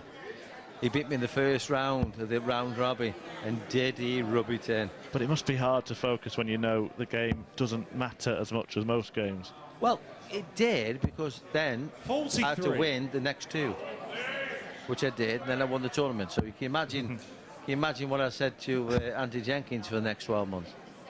Yeah, well, we won't say it now. You can tell me when the microphones are switched off. It's called bragging rights. I can remember another one as well. We're in Bolton, the UK Open, and that you normally play on, I think it was a Thursday, but I had to play on the Wednesday or the Thursday to 85. I'd qualify, but just through the neck of the door. And Andy Jenkins, as Andy is, he's a right laugh, just trust me. Biggest wind-up merchant you'd ever wish to meet. And I had to play the night before. I'm 100. saying, Andy, I've got a night's practice on you. And all of a sudden he looked at me and went, you have, haven't you? And guess who won the tournament? Andy Jenkins actually in this evening, lost in the semi-finals of last week's 45. tournament. We'll be having another go to try and make it through to the 156. Champions Week. So 136 now after first 20, 116, so he needs at least a treble. 100. That's a good dart. So 16 for double top, next go. Martin looking now at 171 to leave double 16. It's a wayward one from Adams. Get rid of the odd number first. 45. No, that's not good for Martin. 56. So 16 for double top or 20 double 18. Yeah, it does favour this target, but the problem is Game often when shot you go the inside it, you're on double 9, but he doesn't Hogan. have that problem. On this occasion, Hogan hits the front, leads Martin Adams 2-1. There's also another situation here, because obviously Hogan is playing to go through. It also means that Diogo Portela's in the practice room cheering on Martin Adams. It's almost like it's a match between Portela and Hogan, but one of them's not on the stage. Do you know, all the years I've watched Paul Hogan, I've watched him, I mean, I played him in county down this area many years 57. ago. You probably won't even remember, in the 80s, I think. 80s, probably early 90s. He never ever seems under pressure. He's one of them people, you put him under pressure, but he's just... 40. He just doesn't seem as if he is. His mannerisms, he doesn't show any weaknesses. He just gets on with his game, laughs and jokes. And look at him now. He's just laughing and joking. And the lad is under pressure. Well, the man's under pressure. Well, he's got this 100. knack. They call him the professional amateur, actually, Paul Hogan. He's got this knack of qualifying for big events. Through last chance qualifiers, he's done it 6 times to make the Lakeside, 7 times to make the UK Open. So that's a man who can deal with pressure, isn't He's it? a manager's nightmare. Trust me. I'd love to manage Paul and get him, because he's very, very talented. Best when he's younger. But I'd strangle him at the same time, because he's got one of them attitudes. It's like, if I win, I win. If I lose, I lose. 13. And the other one is Les Wallace. He's another one. Love him to bits, but you could strangle him at the same time, because he's got so much talent. And then he's just been messing about with the crowd, Paul has. You're 2-1 up, messing about with the crowd, and you go 45. Yeah. What are you doing? Concentrate, mess about the crowd after. And not leaving a finish as well by that misfiring. In fact, the last start was in the 20, so he could have actually left a finish. But now he's serious. If you look at his face, now he's serious. Now we'll probably hit 1-3-4, leave double 16. Treble 18. You've done this before, Phil. It's mental, isn't it? Wouldn't you want to strangle him if you were his wife or his mum and dad or a manager or a sponsor? Come here, you. Wake up. He's such a lovely, lovely fella. Well, he would have wanted to strangle himself after missing those 8 match darts against Portela that would have actually put him through. He has got a massive chance now to knocking him out, to knocking Martin out. Concentrate. Bang. Game shot on the 4th leg. Paul Hogan. So Hogan 3-1 up and looking for his first notable victory against Martin Adams, and he's got the darts to win it 4-1 here. Adams already through to the semi-finals, and that is, your eyes aren't deceiving you, it is the great Phil Taylor alongside me in commentary. See as well. Great first dart. Great second dart. 125. Not the best for third dart. Maybe should have gone downstairs. Martin now is under pressure, but he's not really under pressure because he's in the semi-final.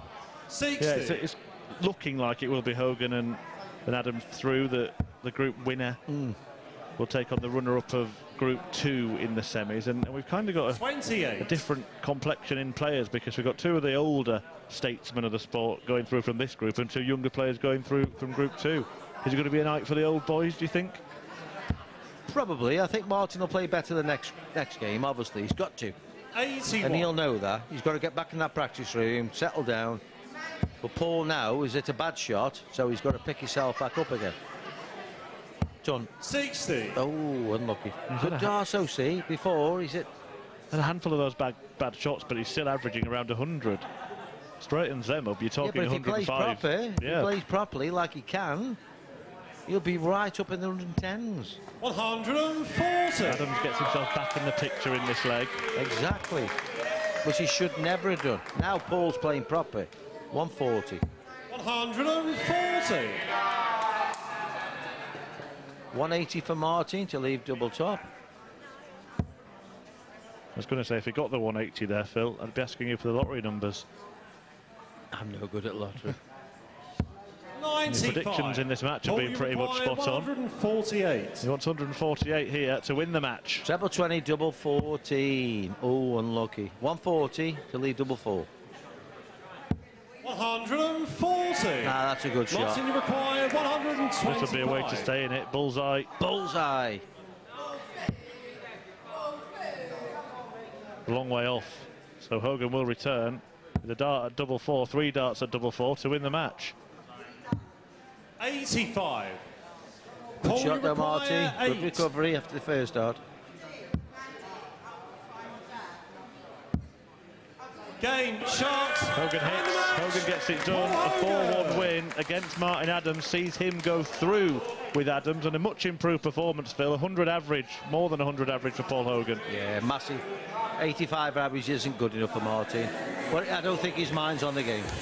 Well, he is through. Paul Hogan's through.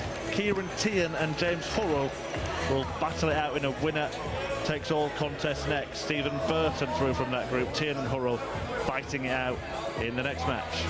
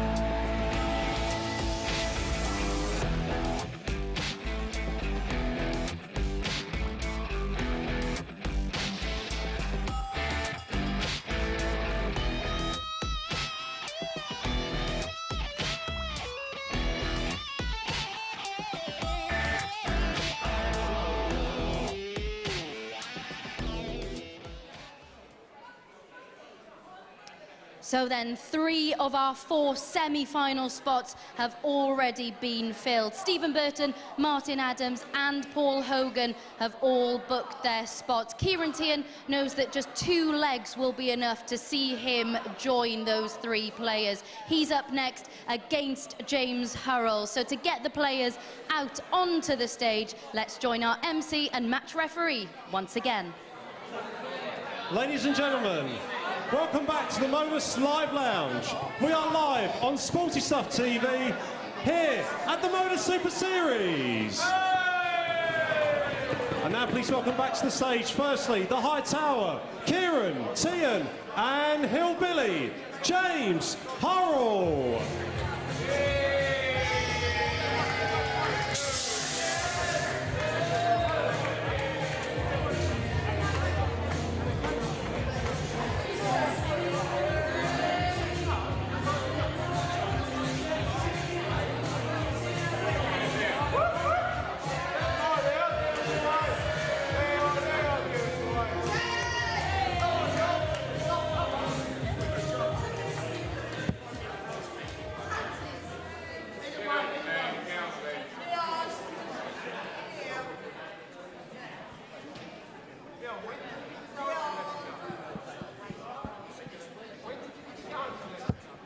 Ciaran Teehan against James Hurrell, and Teehan with a crucial ton out to win his last leg decider against Burton. He knows that 2 legs will be enough to see him through to the semi-finals tonight. Hurrell must win by 4-1 or better in order to go through. Who will book that final semi-final spot? Let's head back to the 2 Chris's for this one. First leg, it's Kieran to throw first. Oh, I'm a little bit disappointed I didn't get introduced as the great Phil Taylor. I wouldn't mind 16 world titles and 16 match plays and 96. hundreds of other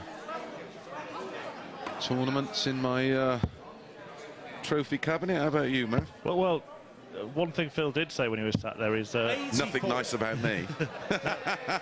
He said, does he get a bit of your wages for tonight? Can I have a bit of his? Enormous wealth. 58. I don't know if you noticed there, but it looked like James Hurrell brought Ciaran Teehan's darts case onto the stage. I think he forgot them. And as we know, the players do a few running repairs up there. You can lose a ring, split a stem, damage a flight. Oh, we've even seen points left in the board, haven't we? Yeah, we've seen all sorts of stuff 60. In the almost 6,000 games we had before moving to this Super Series big stage. Well, one of my favourites was Wes Newton tapping his opponent on the shoulder because his flight wasn't in the dart and he was about to throw it. Yeah, we did have some great moments over the next coming weeks. 45. We can maybe put together some of our favourite memories. It was the platform, of course, for this rebrand and relaunch. I don't know about you, but I'm already getting messages of how can we come? And we'll announce that over the next week or so. How you can be part of the MODUS Super Series experience. Hurrell trying to be part of the experience, having not won a leg in his first match. Can he win one in the second? And he has. And how? A very tidy 14 dart break of throw.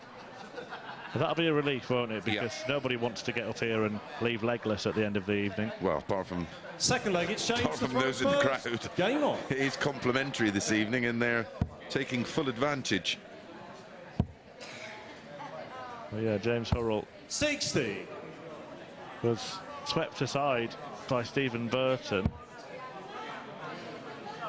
who then didn't do him too much of a favour by losing out to Teehan in the next match. Yeah, exactly.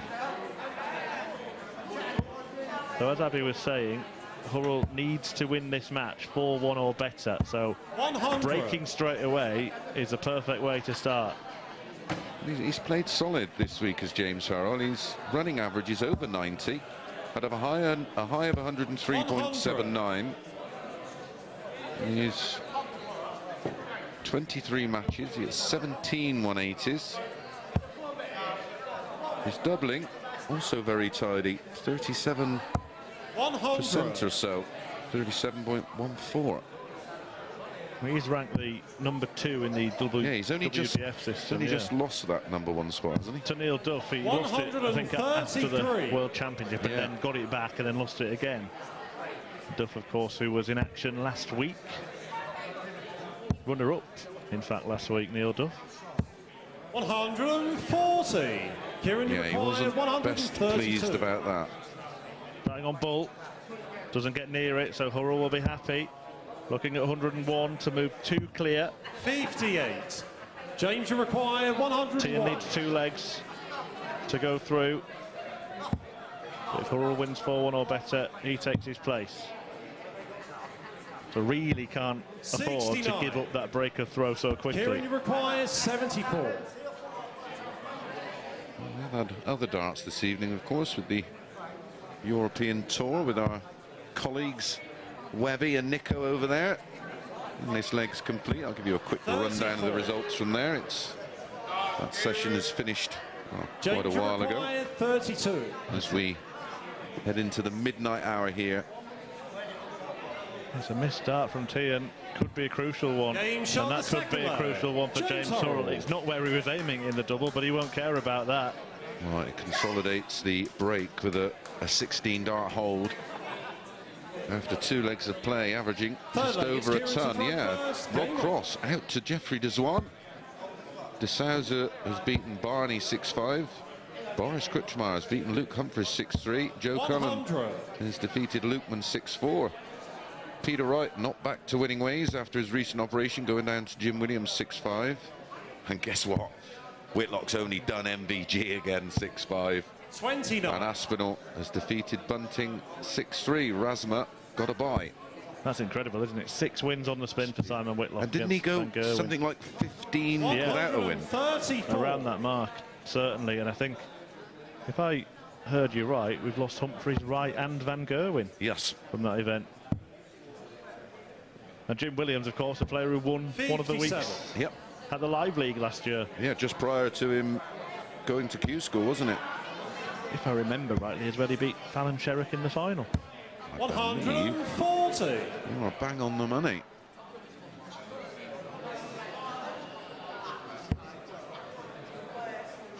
Yeah, did win Champions Week, defeating Fallon in the final. Martin Thomas, the winner of the 3rd and 4th place playoffs, against Kevin Burness, another player who went on to get a tour card. Well, Teehan is in control in this leg. Remember, it's only 1 leg that James Hurrell can afford to lose. Yep. Is he already thinking about writing this one off and just putting everything into the next 2? He's a long, long way behind. Yeah, he's got a minimum of 96. 6, hasn't he, at 72. May only need the 2, of course. 48 for 24. There's the 48. 2 12s for 2-1. Or 1-2, whichever way you want to think about it. And that is a 15 darter. Only a hold of throw.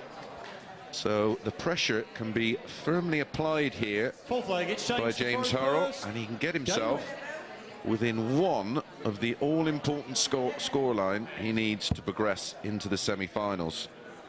I was asking Phil earlier if he'd ever been in that position where he has to win by a certain score, but he couldn't recall a time when he hadn't just won all the matches previous to it. I presume the only place that would have been would be the Slam. Yeah, the Grand Slam.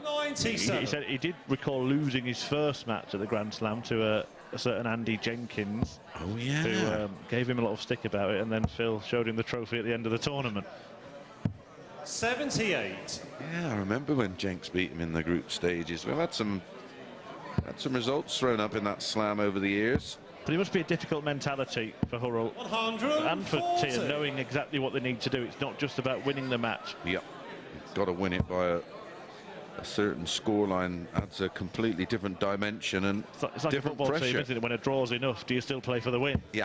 100. Yeah, do you still go out and attack? Or do you... And this game, you can't play defensively. It's virtually impossible. Teehan is starting to attack in this game. Yeah, he's starting to go through the gears. If he takes out this 1-2-4 when he returns, it puts him through to the semi-finals.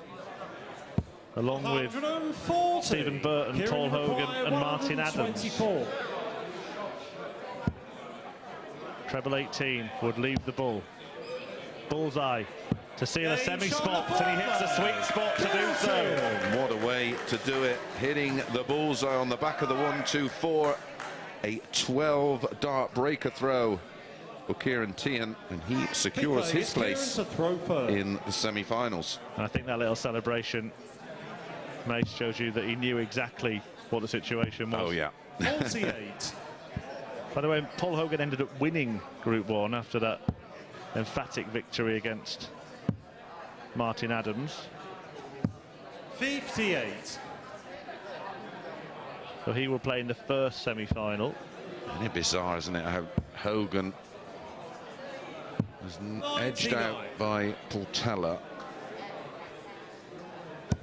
and then produced against Adams that 100+ average. 140. He just seems to find a way, Hoagie, doesn't he? No wonder he's qualified so many times for the UK Open. If Teehan goes on to win this match, he will win 99. the group as well. So he will be rewarded with the meeting against Adams. If Hurrell can win the game, then Burton wins the group. 101. And there is an advantage in winning your group, because it means, of course, you get the throw in the semi-finals. 137. But we bull up for the finals, don't we?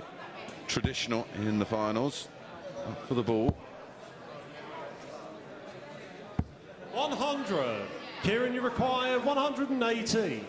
He's on a bit of a roll after that 1-2-4. Now looking at 18 and tops. Back-to-back ton-plus finishes. 98. Well, can James you Hurrell require 102. produce a ton-plus out? He is 2 out of 2 on the double, so if he gets a go, he can still finish. Treble 19. Wants tops. Can he make it 3 out of 3? Game And shot 3-2 the he can. James Hurrell. James Hurrell. Well, not quite as sweet as the 1-2-4. And credit to him, he's got nothing to play for here. Apart from pride. Yeah, rare case Game of on. out but not down. Exactly.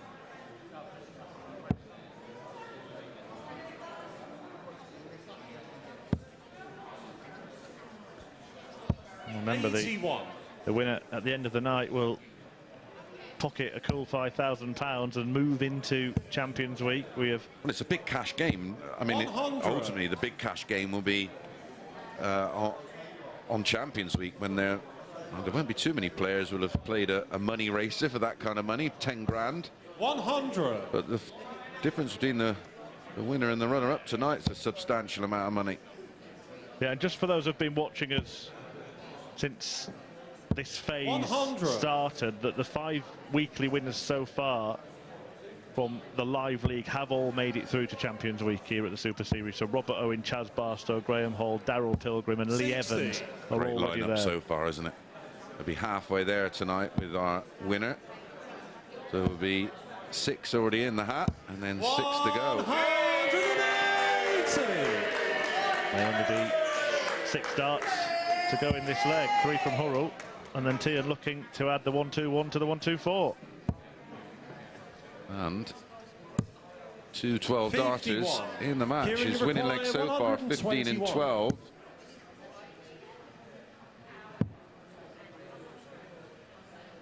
Sensibly going for the ball for a start. We see that a lot nowadays. It takes the bull out of the equation, because he's not going to go for it ultimately to win the leg.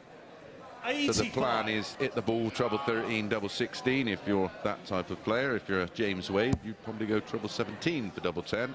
If you hit the 25, leaves 96. A combination either of a 20 and a treble 20, or a treble 20 and double 18. 99.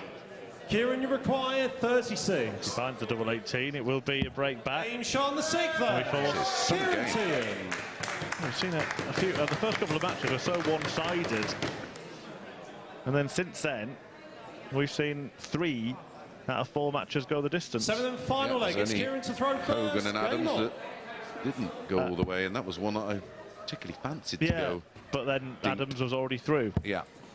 100. Yeah, he's already got one eye on that semi-final. Look at that, the checkout success of James Hurrell, but the problem has been getting 60. down to a double.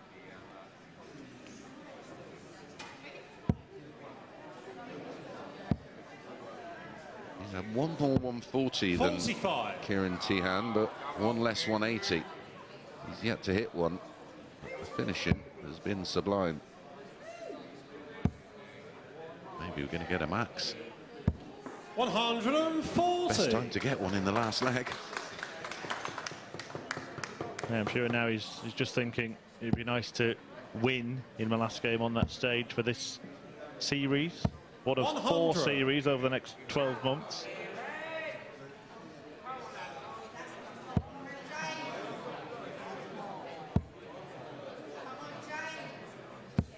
See there the new social media handle at MSS Dart. Someone was giving Hurrell some vocal support as well. Maybe want to try doing it in between throws. 125. Danger required 161. Well-meaning but mistimed. Yeah, it doesn't. It's not support. It becomes barracking.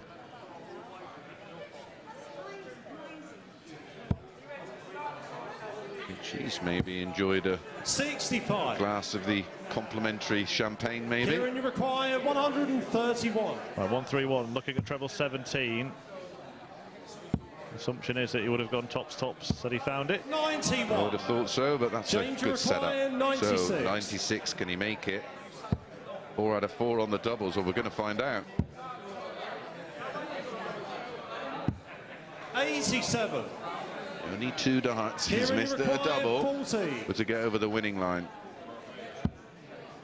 Well, no win for James Hurrell if Ciaran Teehan hits this. No score. He's got further away.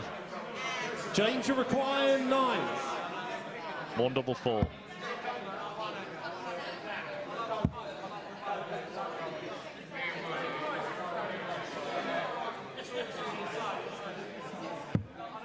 It took a long old time before throwing that last dart. Kieran, you require 40.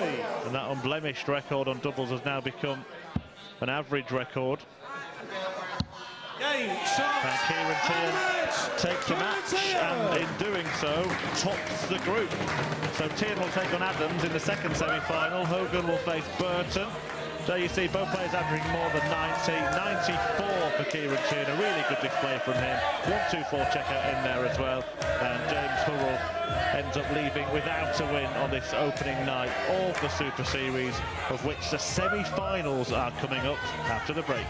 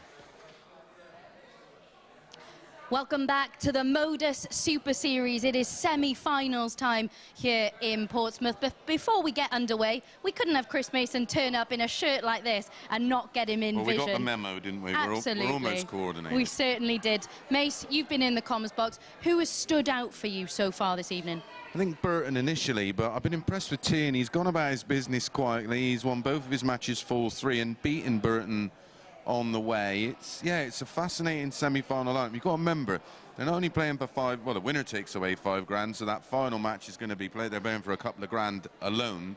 It's qualifying for Champions Week where they get the opportunity to walk away with 20 grand. So it's not just the pressure of winning tonight, especially the opening night of the MODUS Super Series. It's the pressure that comes with it, with the money, of course. And it's an interesting one, as you said, for Teehan. You know, he knew what he had to do. It was just the 2 legs. Sometimes that can affect your mentality going into a game, but to do it with that 1-2-4 on the bull, it really, really showed the mettle of this man. Yeah, he's been a player I've watched for a few years, and I think going on the main tour for him came a little bit too early. Although he did beat Ross Smith in the World Championship. He beat him 3-0 as well, and we know how good a player Ross Smith is. But I think this is the perfect environment for him, just to rebuild that confidence, just to get used to playing under the lights, in good company, taking big sculpts, and maybe tonight he can go all the way. And make no doubt about it, he is someone who wants to get that tour card back. He wants to be world champion, he told me yesterday.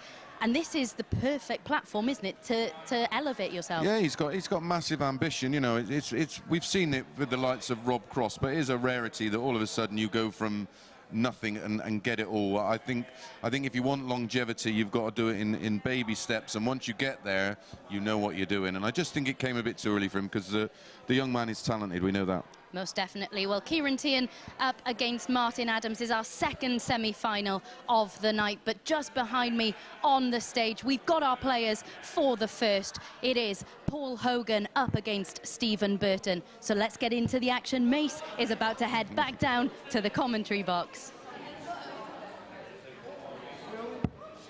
Yeah, Mace going to join me, Chris Murphy, to talk you through the semi-finals. Paul Hogan and Stephen Burton just completing their warm-up darts. And I agree with what Chris Mason was saying.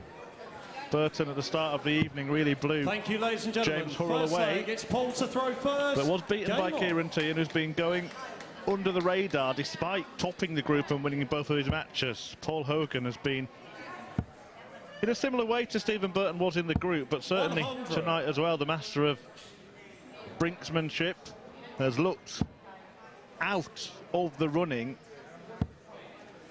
several times over the course of the last 3 nights, but here he finds himself in the semi-finals. 85. I'm just trying to catch a flight there. Paul Hogan.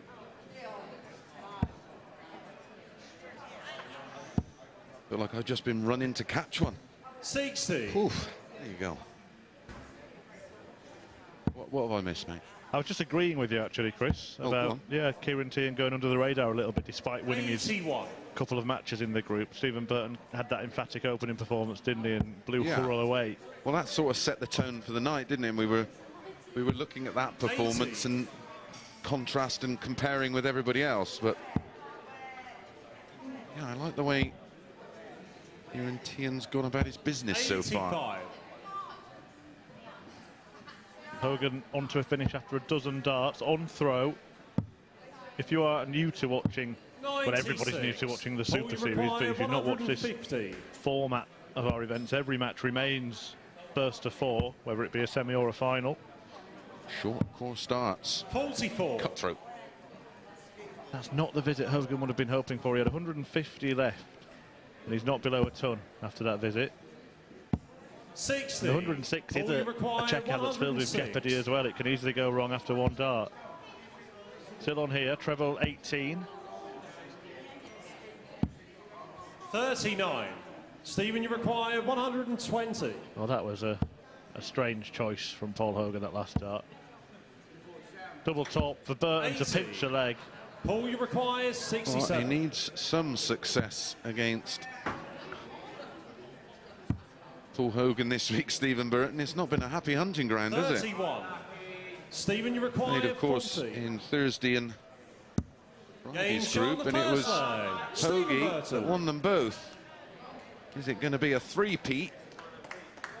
Or are we going to get some revenge for Burton? I'll tell you what, there have been times as well to throw first, when the pair of them looked like they wouldn't be making it. It could have easily been Christian Kist and Danny Smith playing this semi-final now. Well, I'm a great believer if there's a bit of fate and you can look back. I mean, how many times have we watched the really big tournaments? Maybe not necessarily with Michael in his pomp or Phil, 93. But, you know, we've seen players go on to win world titles when facing adversity and looked out. But if it's written in the stars, mate, or as Dennis Priestley used to say, if your name's on pot, lad. And his name was on a few. Yeah, they were. I seen him at the match Friday. I'm not sure if you got to say hello to Dennis. He was there for a couple of sessions, not changed at all. There was his lovely wife, Jenny. Actually commentated with him for a couple of games in one of the seniors events. He's That's right, an ambassador for the World Seniors. 85. Looks fantastic. He does. Not changed a bit. Still got that dry... Well, he's from your part of the world, isn't he? 100. Yeah, he didn't get that tan from there, though, Chris. I assure you of that. You do have similarities, though. He doesn't buy a pint either. 134. I'll get you one tonight, Chris. Free bar. Yeah.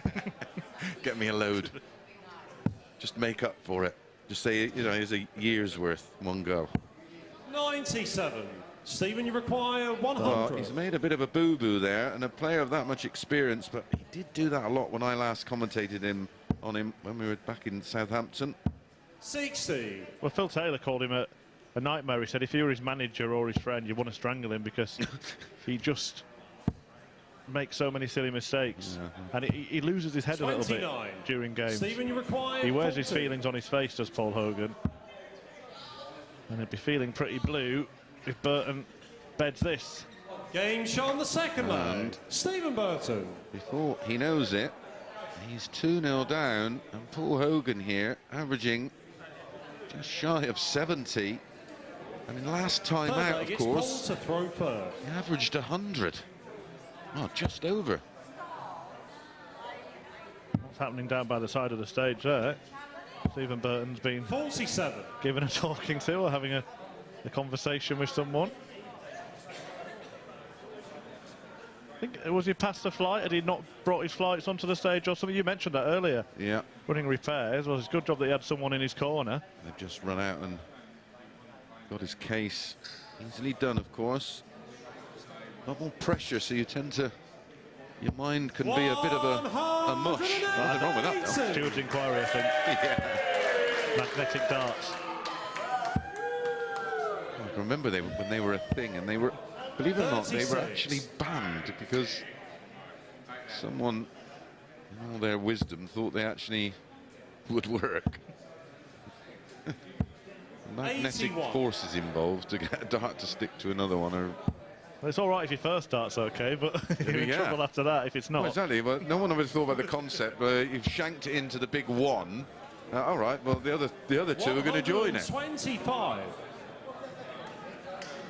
Burton having it all his own way in this opening one. He's in control, isn't he?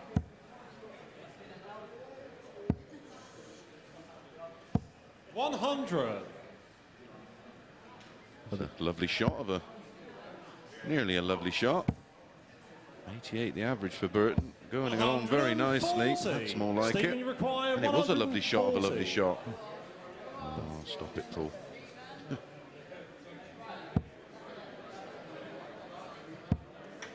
More than one way 50. To win.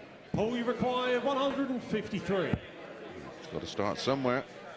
Setbacks pave the way for getbacks, of course.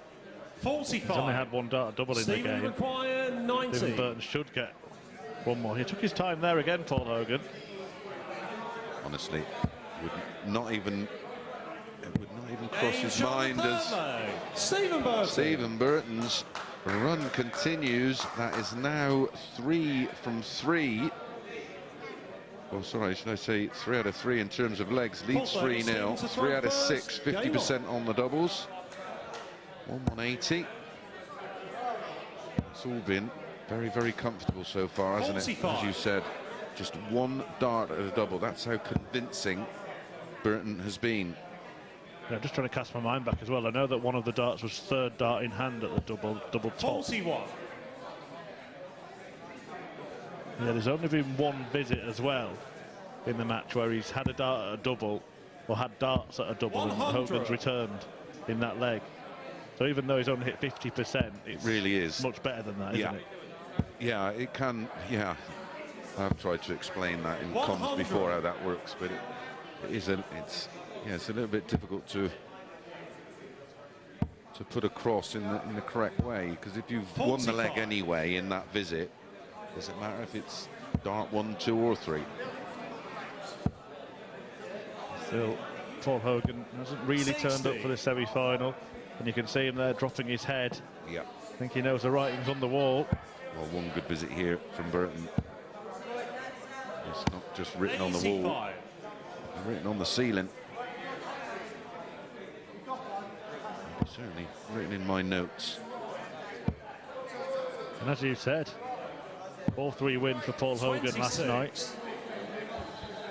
4-0 win for Paul Hogan against Stephen Burton on Thursday night.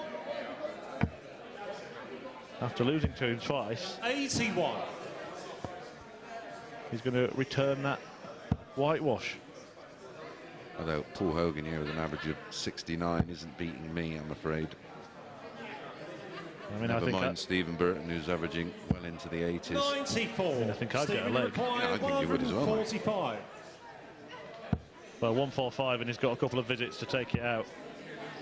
He's gone for the ball there. 65. He certainly went for the ball with the final dart to leave 80. So treble 20 double 10 or 20-20 tops. Although 140 100 would have put a bit of pressure Stephen, on. you require 80. And remember it, this is to be in the final. Double 10. Game, shots, Clinical and the match. in every Stephen department Burton. for Stephen Burton. 4 out of 7 on the doubles, 57.14%. That wonderful checkout on the ball for 90. He takes his place in the final. Up next, Ciaran Teehan takes on Martin Adams.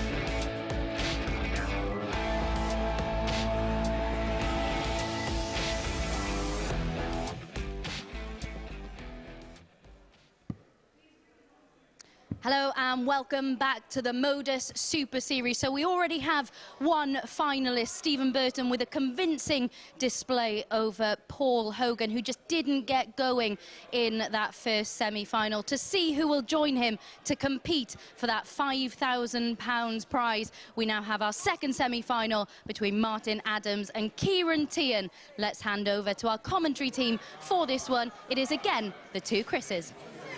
Yeah, thanks, Abby.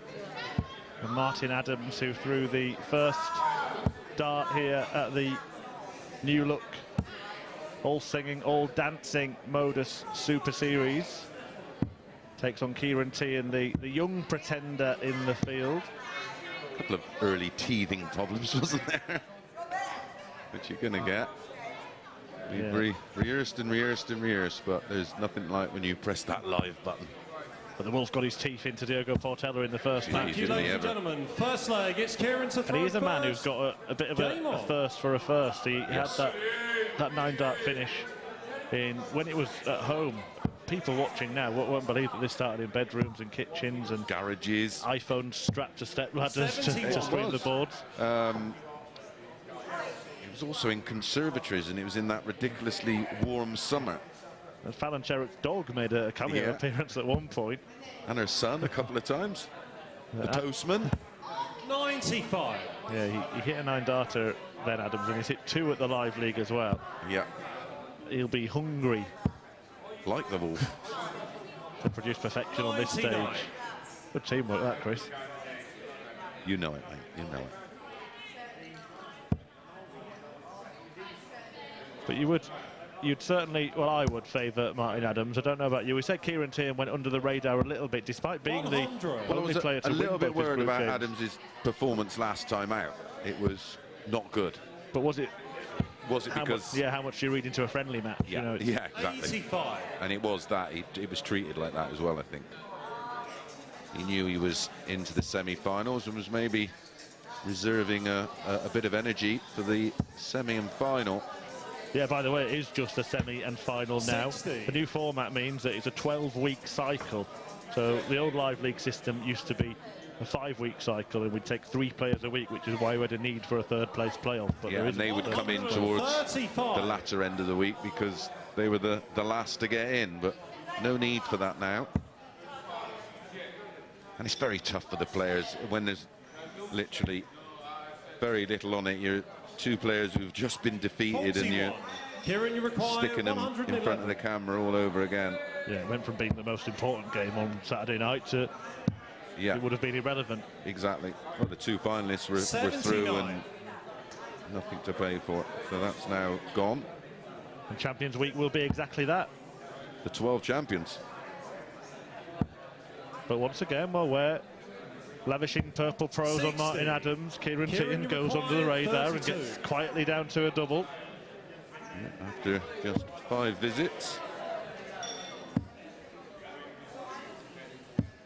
No score. Ooh. Martin, you require 145. Well, we know he has this in his locker, but does he have it in him tonight? Not this time. And one of the funny things as well was Jose Justicia in Spain. We know they love a noisy moped out there. Wow. Hilarious.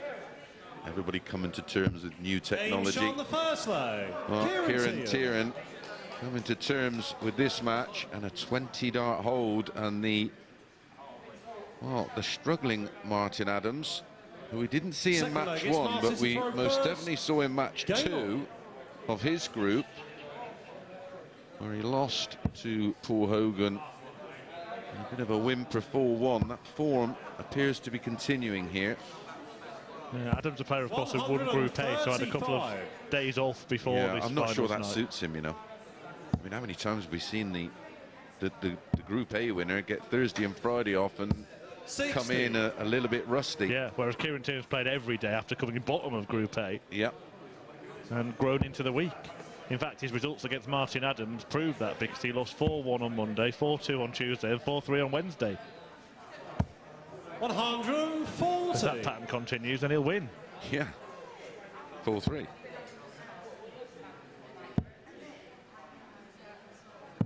Adams, 44. the aggressor in this second leg. Yeah, he's got resilience as well, hasn't he? Certainly got no quit in him. What was he, 65? 66 now, isn't he? 66. Oh, goodness. 65 when he hit that second 9-darter of his at the Live League. James Richardson also managing 2. Well, he hit 1 against his son, didn't he, Josh? In the deciding leg of a match. 95. Martin, you require 126. Against his own boy. I bet he didn't let him win at Sky Electrics. No, nothing. Monopoly, none of them.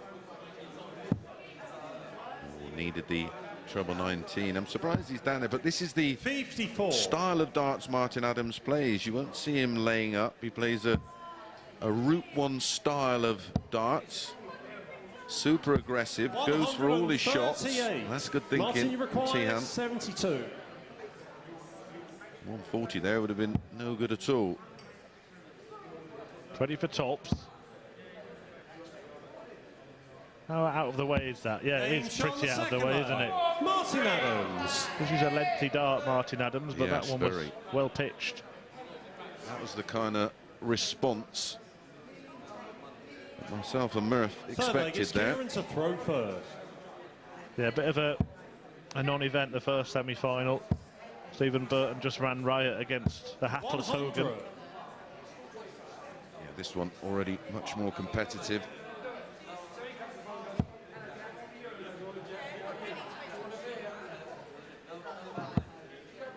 Burton back in the practice room, 59.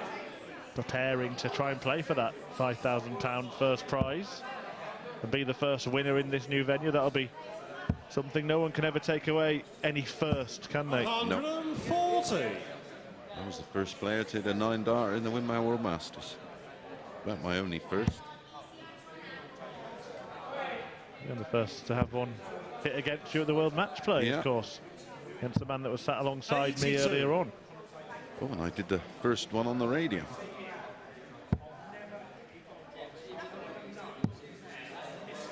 But he's talking about he called a 9-dart on the 40. radio. Yeah, didn't hit one. I could claim I hit one on the radio, to be honest. I hit 145 average on the radio. Adam's not happy. He's the one who has to find a break, of course. It's remarkable that he didn't end up winning the group after winning his first match 4-0. Since then, he's not shown signs of winning form, and he's having a right old chunter to 91. himself. He's concerned with his form.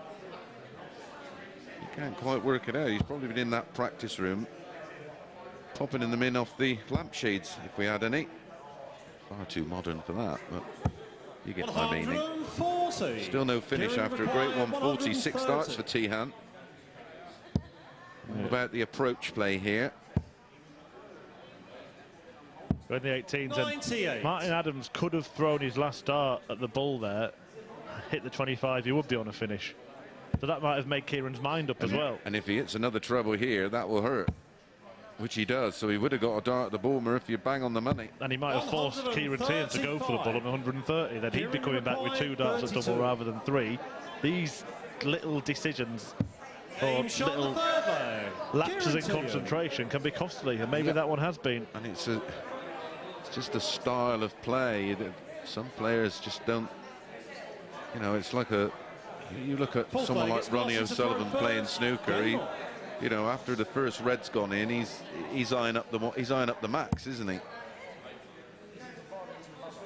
And counting has become more and more important, hasn't it? I'm still learning now. It's 100. But particularly in this short format, those mistakes just punished massively.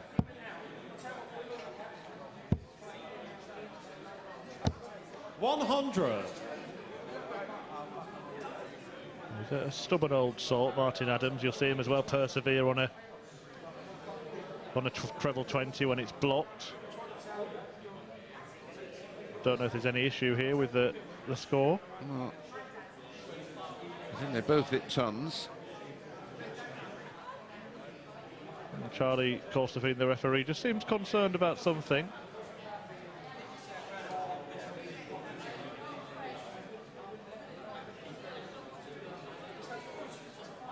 appears to be an issue. We will try and get to the bottom of it. Yeah, no idea what. It all looks right to me. It's 2-1 in legs. They both hit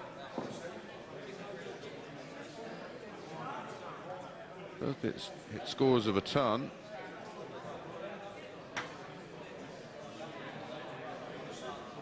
Yeah, I think there's an issue with some of the technology on the stage. That kind of thing can happen when everything's brand spanking new. Yeah, well, we're using all new technology as well, of course, and some of the technology, well, we've had the pleasure of spending some time down here and actually watching what's going on, and some of it is just remarkable, isn't it? Yeah, unfortunately. It gets to 1:45 and he decides to go to sleep as well, some of it. But it will be fixed. Usually me. In the meantime, we'll just have a little chat about the night so far, shall we? Yeah, it's been interesting. Great to see the new venue and how it's going to evolve and grow in time. 60. And of course, I enjoyed that, Chris. Never mind. We're back to the darts. Yeah. And of course, in time, as I've said, lots of people asking how can they have a night here at the Live 55. League. Well, as so we get used to the whole concept, there will be a chance that will be open to the public Thursday, Friday and Saturday evenings for all the night sessions. We won't be opening at 9:30 a.m, that's for sure. Spoons is for that. Yeah, we'll have still the usual time for the live stream, so you'll be able to watch that in the comfort of your own homes like you are now. Yep. But if you want to be here, we will bring you information about that in due course. Obviously, if you're outside of the UK or don't have the relevant apps 44. or whatever else, you can watch via our MODUS Super Series YouTube channel, and of course the existing online darts YouTube channel, which will begin 99. to get faded out as we cross over to the new brand, and of course on Sporty Stuff TV if you're in the UK. Watch it live and exclusive on there. Adam's trying to find a treble here. This would be 100. maybe an Kieran, important you dart require because he's trying to hang on to 151. his throw. This could be the really crucial exchange of the contest. And even if he doesn't take the 151 out, Murph, if he applies enough pressure on this 97 and leaves it 58. handy, well, he's not done Martin, that. you So require 97. Martin will be far more confident going for this 97. Treble 18, double 12. Yeah, he's not a double-double man, is he, Martin Adams? 57. Doesn't even enter his Kieran, you thought require process. 93. Will he go ball here, Murph? No. Double 16, he will go to go 3-1 ahead. 61. Yeah, again, I got no Martin, you complaints there. He's got a 40. double, so it's aggressive, isn't it? yeah. And he might well have gone double-double had he not. Game On shot a different the fourth occasion, but leg. Adams does. Martin Adams. Level the Almost match. feels like, Murph, Adams is just holding on here, doesn't it? It's got that feel to it. Yeah, we saw both players. They Fifth leg, worked for it's one, Kieran not to for the other, throw didn't it? first. Game on. Adams not going double-double, didn't get the treble. Kieran not going it, but did get the treble. But it's 2-2.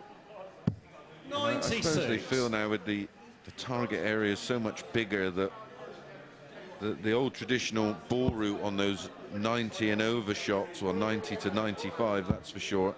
You go for the ball, you then got the chance, if you hit at least the 25, to go big number ball, depending on who's on 93, for example. The 25 leaves 68. You can go single 18 and get at least 100. one dart at the ball for the leg. One thing I would like to ask you, I can sit here, I can never criticise anybody for how they throw the darts, but sometimes for decision making in maths I'll make comments. But are there occasions, a little bit like when a footballer takes a penalty, where 40. you look at a treble and it just looks absolutely massive and you think, I've got to go for this? Yeah, it depends. Like leading up to those kind of situations, if you hit it a few times right under it, you feel so much more confident. Where 101. and it's and we've discussed this before. We've discussed this on the radio. Hitting things are as infectious as missing them. When you get on that run where you're pinging the doubles with one dart. Well, I mean, how many times have you seen it on the Live League where they go 4 out of 4? 55. Or if they miss early doubles, they'll be lucky if they, you know, hit 4 at all in the match. It's just one of those things, and it's just circumstances that build up, which is why 100. pressured practice is imperative, because you know that sets you up for the situations when you're under pressure. Well, that might be a little, and that little idea for a segment with Chris Mason later on in the Super Series. 41. Kieran, you require I'll give you practice pointers. I'll give you some examples of the opposite when I play in week 12. Well, this is the modern route, Yep. isn't it? Double top. 84. We would have never thought about that back in the day, because how often do you throw at a treble 16? You know, the majority of darts, you're basically saying you're not confident of A, not hitting a treble 20, or straying into the 1 or 5, or, you know, 95. I find that quite bizarre. Kieran, you require 20. Double 10 in the end. I Aim suppose if shot you the 5th leg. love Ciaran tops, Teehan. it's the way to go, and that's a 5th consecutive holder throw. There's not really. Teehan had a sniff of a break, didn't he? 6th leg, it's Martin to throw first. Game on.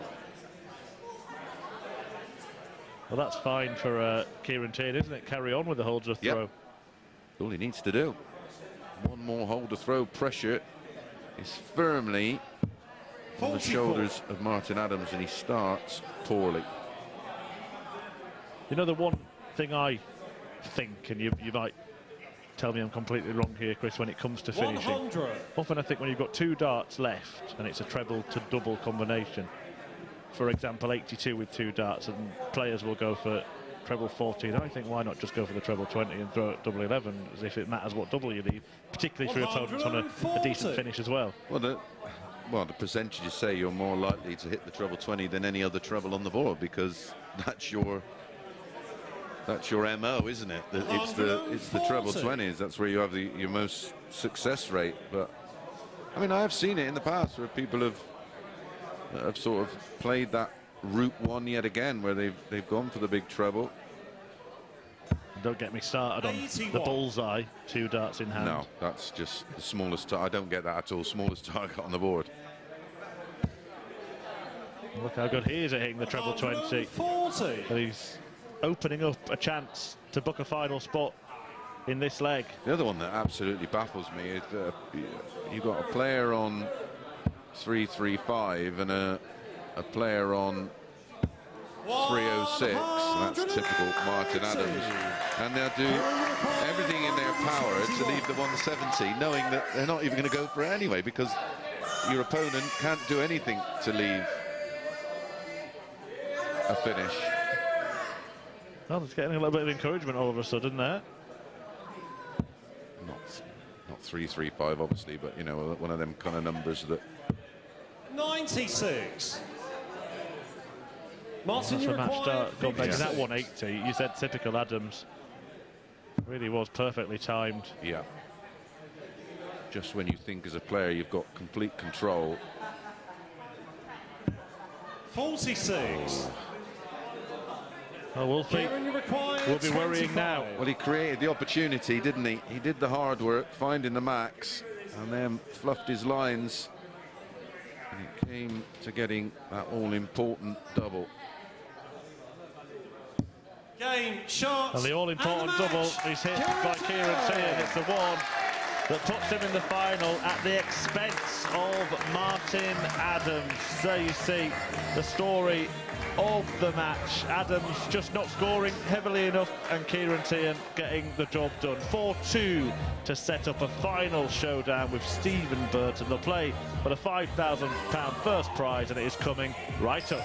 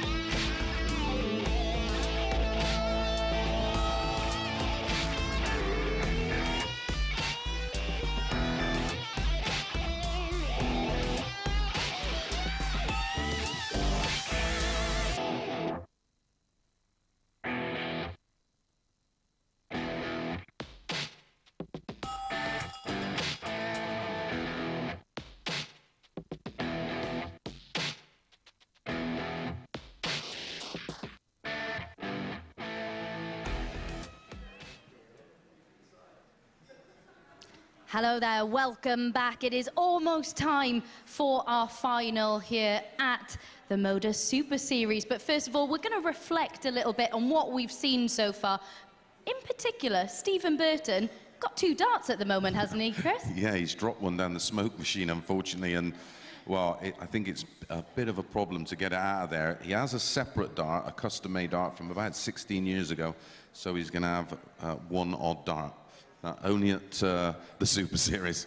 Only when it's live. It couldn't happen when we're recording, but there you go. Of course it couldn't, but in terms of his mentality then going into the match, you know, players are so particular about which set of darts they use. Going into such a big final when we all know there's £5,000 at stake for the winner, how much does that affect you as a player? I think it can work both ways. If you can use it to take the pressure off because of the expectation level will be lower. And that might allow him to play with a bit of freedom, and he's that type of player. But when he gets his tail up and he just seems to go through the gears, you know, he could quite easily walk through this final. But Ciaran Teehan's been going about his business quietly all night, and that was a nice win against Martin. Martin would be kicking himself. He had that great 180, timed to perfection, and then hit the 16, missed tops, missed tens for a level game, and who knows what happens in the deciding leg. It was really steady, wasn't it, from Ciaran Teehan? He didn't drop his head. He didn't focus too much on what Martin was doing. He just kept his head on his own game. Yeah, and we've seen him in the past. He's mature and he's still a young man. You know, like I said before, I think everything happened a little bit too quickly for him. Where before we'd see him drop his head, and you know, he wouldn't be any good at poker because he would give you every tell in the book. Where now he seems just a little bit more mature, and he is maturing as a player. And listen, whatever happens, it's going to be a good final. Yeah, and he certainly has that belief in his own game now. I'm just going to push you for a prediction in this one. How do you see the final going? I think it's going to go all the way. I think one of them's going to nick it, but I can't pick one. Sitting on the fence there, Chris Splinters. Mason. Absolutely. Right, let's get this final underway then. Let's head over to our MC and match referee, Charlie Korstefin. Ladies and gentlemen, welcome back to the MODUS Live Lounge. We are live on Sporty Stuff TV, here at the MODUS Super Series. We now introduce to the stage the first of our finalists. It's Bertie Stephen Burton.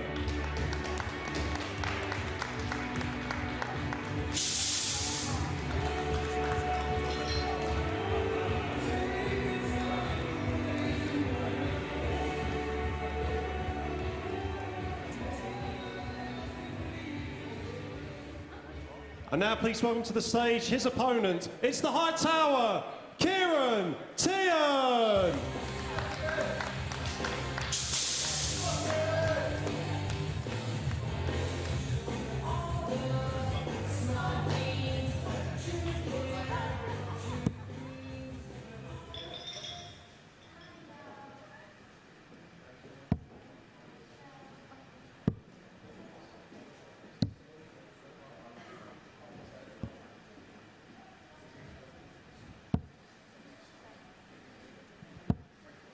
Here we go then, competing to be the weekly winner here at the MODUS Live Lounge and scoop that £5,000 prize, Stephen Burton, who's put in some really impressive displays so far this evening, including a ton-plus average in his opening match of the night, up against 23-year-old Ciaran Teehan, who's shown real maturity this evening, a player with great ambitions in this game. Can he be victorious and become the first player to be crowned champion at our brand new venue? Chaps, over to you to call this one in. Yeah, thanks, Abby. The MODUS Super Series is all about players that are trying to make a name for themselves in the game, but also those who already have made a name for themselves in the game. And we did see in the semi-finals 2 of the rising stars taking on 2 of the seasoned stars, and it is the up-and-coming ones that have come through, Chris. Yeah, absolutely, and a great point, Murph, there. It is 2 very established players on the sidelines in Paul Hogan and Martin Adams. Well, there's not too many players who've been around longer and still playing. What a start this is from the young Irishman. Kicks off with a max in leg 1 in his second visit. Ton followed by a 180. Great reply. Yeah, Hogan gone for a Burton. And Martin Adams taken out by Teehan. 140. They've already met tonight, of course, haven't they?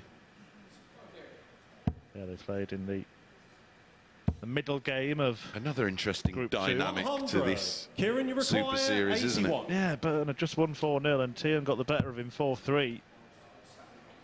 in that group match. Double 13 here. 55. Stephen, you require 121. That was for a break. Still got plenty to do for the hold. Needs the ball. 96. The weight of dart was 26. right there, Chris, but the line was off. Staying at the double. Can't come inside now. That's the problem. 18. That's why Stephen, it's a dirty double. 25. Unlucky 13 for Ciaran Teehan. Could have broken in the first leg, but that's a mess. 21. Double trouble. Kieran, you require 8. Edgy. Well, it's all very different now. The right to be the first winner of a MODUS Super Series night. Game shot on the first leg. Ciaran Teehan. Pick up that £5,000 cheque as well. The check out is a small one for Ciaran Teehan, but a very welcome one because he's broken in the very first leg. Well, there's a few £1,000s riding just Second on leg, this it's match. Kieran to throw first. Game on. You called it quite early tonight, Chris, that Teehan had just been quietly going about his business. He just never, you know, we've sort of watched him evolve in front of our very eyes. He's a long-time player on the live league. Not sure how many matches he's played, but we'll try and have a quick look and find out. 95. But he's gained so much experience here, and we sort of when we first saw him, we could see the frustration, and he would give too much away, and that's 97. always a negative. If your opponent can get a bit of a read on you, they can play on those emotions. He seems to be maturing. 140. And now relishing the opportunities. Ciaran Teehan actually 61. playing in his 124th there you go. live league match. That's a lot of experience. In good company. Lost more than he's won. 125. Both this week coming into finals night and overall, but he has won all 3 of his matches this evening, including a victory over Stephen Burton. He's going to be close to getting that record to level by the end of the night if he wins this final. Yep. It would be 61 wins, 63 defeats.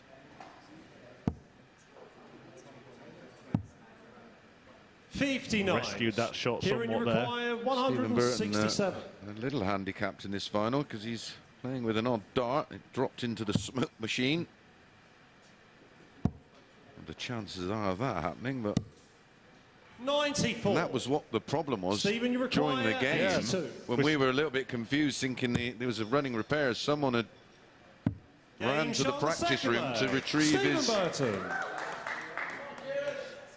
I just wonder, Chris, so I take it they're the 2 darts that he usually throws with. So he'll be quite happy to have gone out in 2. Yeah, when he saw the first one go in the ball. Well, that was a 14 dart break back for Burton.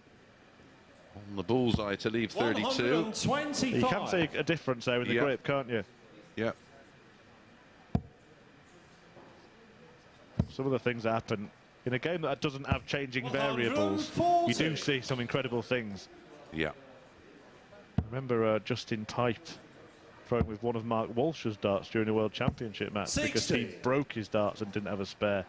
Ronnie Baxter in the Scottish Open, we were both in the quarters of the last 16, and Baxter had a bounce out, and his dart literally just shattered, it exploded, made it all the way to the final, and had to use one of mine, used 2 of his own and 1 of mine.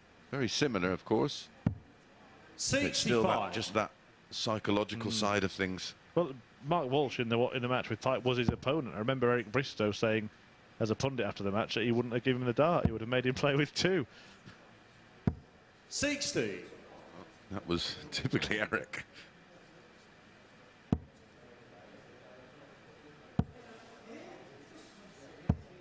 $41. You could just see, couldn't you, Ciaran Teehan in the background there, nodding a little bit as he sensed an opportunity. Yep. 46. What's happening behind, and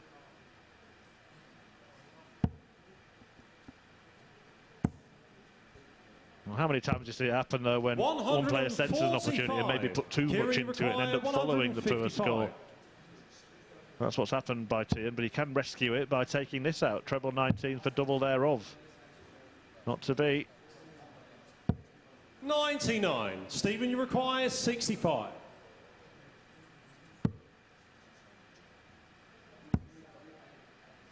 Double 15, it's next door. 35. Close.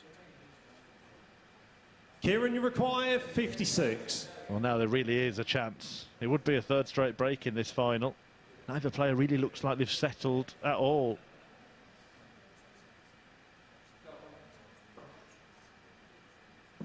Playing for a lot of money, as we've mentioned a few times.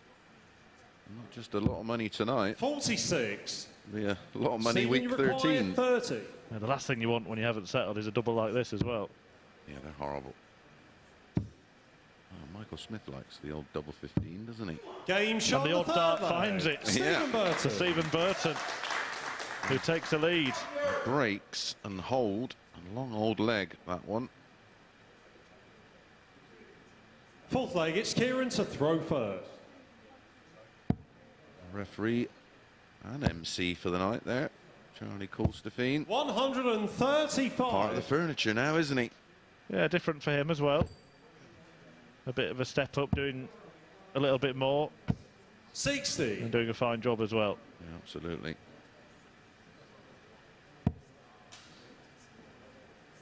Meticulous is our Charlie. 99.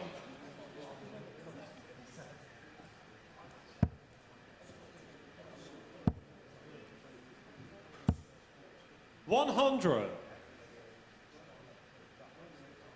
Now cutting his teeth, of course, doing some PDC events, isn't he? The ones you, 140. Webby and Nico cover. Yeah, The European Tour. Both heading off there next week, in fact. Germany, is it next week? Yeah. 40. Believe Kieran, you require you'll be 127. still here in this seat for the first full week of Super Series action. We have got a 111. nice lineup next week. Have we mentioned the lineup next Not week? yet, we haven't. I suppose we better give the lineup for Monday, 81. Tuesday Kieran, and you require Wednesday. 60.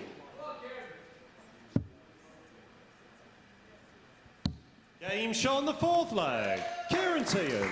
Well, we're going to have a little bit more time to do so because Teehan has tied this one up.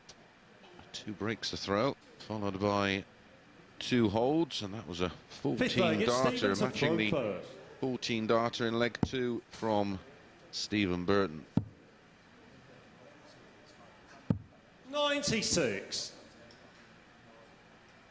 Well, you see the same checkout percentage between the pair, hitting a quarter of their attempts. So the lineup for 180. the lineup for Group A Monday morning. James Richardson, Graham Usher, Dan Reed, Justin 100. Smith, Alan Tabern, and Lisa Ashton. I'll tell you what, you'll be getting a few early finishers with that field. Fast and furious. It is fast and furious. 59. Wins for cover. Burton has been let off slightly, but needs a treble and desperately 60. doesn't get one. So Teehan effectively stolen the darts here in leg 5. Will need a breaker throw to win the match, of course. What a tungsten turnaround 56. it would turn out to be for Ciaran Teehan. We mentioned it earlier in the night. Actually finished stone bottom of Group A, 60. but then managed to dust himself down and grow into the week, winning Group C. And here he is, unbeaten on finals night. That was a tough group, that Group C. 134. Yeah, I looked at that group. To be honest, I wouldn't have picked him. Nope. Same. I was looking at Richie Housen. 60. Andreas Harrison was a... Kieran I requires tell you what, I like 72. him. You know, I think he's a good player. Lovely throw. Seems to have a great temperament. double top for the man who topped that Game shot table. on the fifth leg. But he's on top in this Ciaran match with a Teehan. breaker throw. The leg away. And he has the darts to do so in the next one. It's been a good response. Was 2-1 down and used just 29 darts to win the next two legs, winning in 14 darts and 15 darts, averaging over 93, 2 180s, 3 140s, 5 scores of between a ton and 139, 3 out of 9 on the doubles. I'll admit, Chris, I actually picked the other Irishman in that group, Michael Flynn. Yeah. To do well. Another player. My first real look at Michael Flynn. Struggled on his first day, but then won 4 out of 5 on his second. Just left himself with too much to do. Burton has a lot to do here, but the 180 to kick off the leg makes it very, very interesting. Got a lovely throw, that Michael Flynn. I think we'll see a little bit more of him here and a little bit more of him elsewhere. 140. Oh, he's backed up the max with a 140. This has been a great response, and if he can break back here, it would be him that has the darts to then win it in the decider. Real topsy-turvy stuff, this. Yeah. And another level. 60. And that's been Stephen Burton. That's been kind of indicative of his week, hasn't it? He's been missing for a match or two and then brilliant. And in this final, missing for a leg or two and then been brilliant. Stephen, you require 121. The players at the top end have that solid B game, don't they? And that's the difference. They all have a very similar 43. A game. You look at some of the averages we've churned out here. You brought it up earlier. I mean, it's Kieran, it's staggering. Never mind the amount over 115, the amount over 117. So, you know, the A game is there for the vast majority of very good players. 56. They just lack that overall Stephen, quality in a B game. 78. This to save the match. 1 dart it will be. But it's an open bed. That's a happy accident. Stephen Burton forces a decider in which he will have the darts. Absolutely, that was a happy accident, wasn't it? The danger there, and you're right, you hit the big 20, just making sure of it, and you can put in a blocker. 7th and final leg, it's Stephen to throw first, game on. Just going back to the point you were making about the A games of all the players. I mean, I like to think that we're good at putting things across in the commentary box, but one of the tweets I had tonight summed up Paul Hogan, I think, brilliantly, and it just said he's got an A game and a Z game. Yeah. Yeah. And that's pretty 100. much what it boils down to. And although your A game, it takes care of yourself, it's the B games that win your tournaments and win your titles, because you rely on that B game when you're not quite at your best, and you've got to grind one out and graft and produce at the right times. Ciaran Teehan needs to produce here. 125. Nothing in it, really. He's slightly ahead after the same amount of darts thrown, but Burton with that advantage of throwing first in the decider. 100. A ton. Feels like a 140 at this stage. Can sometimes feel like a 180. And that's what he needs. Can he fill? There's the answer. His third of this final. Is that going to be the difference? Teehan's top tungsten timing. 55. The average is good, isn't it? 95. We Kieran, are you require at the 96. end of leg 7. And the number he wants is 96. Yeah, I don't mind him staying there. 56. He felt it was a good guide or a good range finder. Another. Oh, that's the danger of chasing the treble. He can't believe it. 90. Oh, both on tops. Kieran, you require Kieran 40. who gets first go after just 4 scoring visits.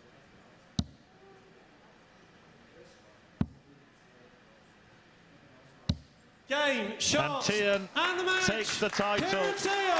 Hightower lands chops and hits the heights by winning on the opening night here at the MODUS Super Series. Stephen Burton bemoaning that miss, that big number he missed. It would have been, well, 130 that he had the chance to go for the ball, but he loses the game in the final. Ciaran Teehan takes the £5,000 first prize and is the first man to win a MODUS Super Series. He defeats in the final Stephen Burton by 4 legs to 3. There we have it then, from bottom of Group A to triumphant on finals night. Ciaran Teehan scoops the £5,000 prize and books his place in the Champion of Champions week. We'll be back for more action on Monday morning, where we start a new phase. We look forward to seeing you then. Thanks for joining us. We'll see you soon.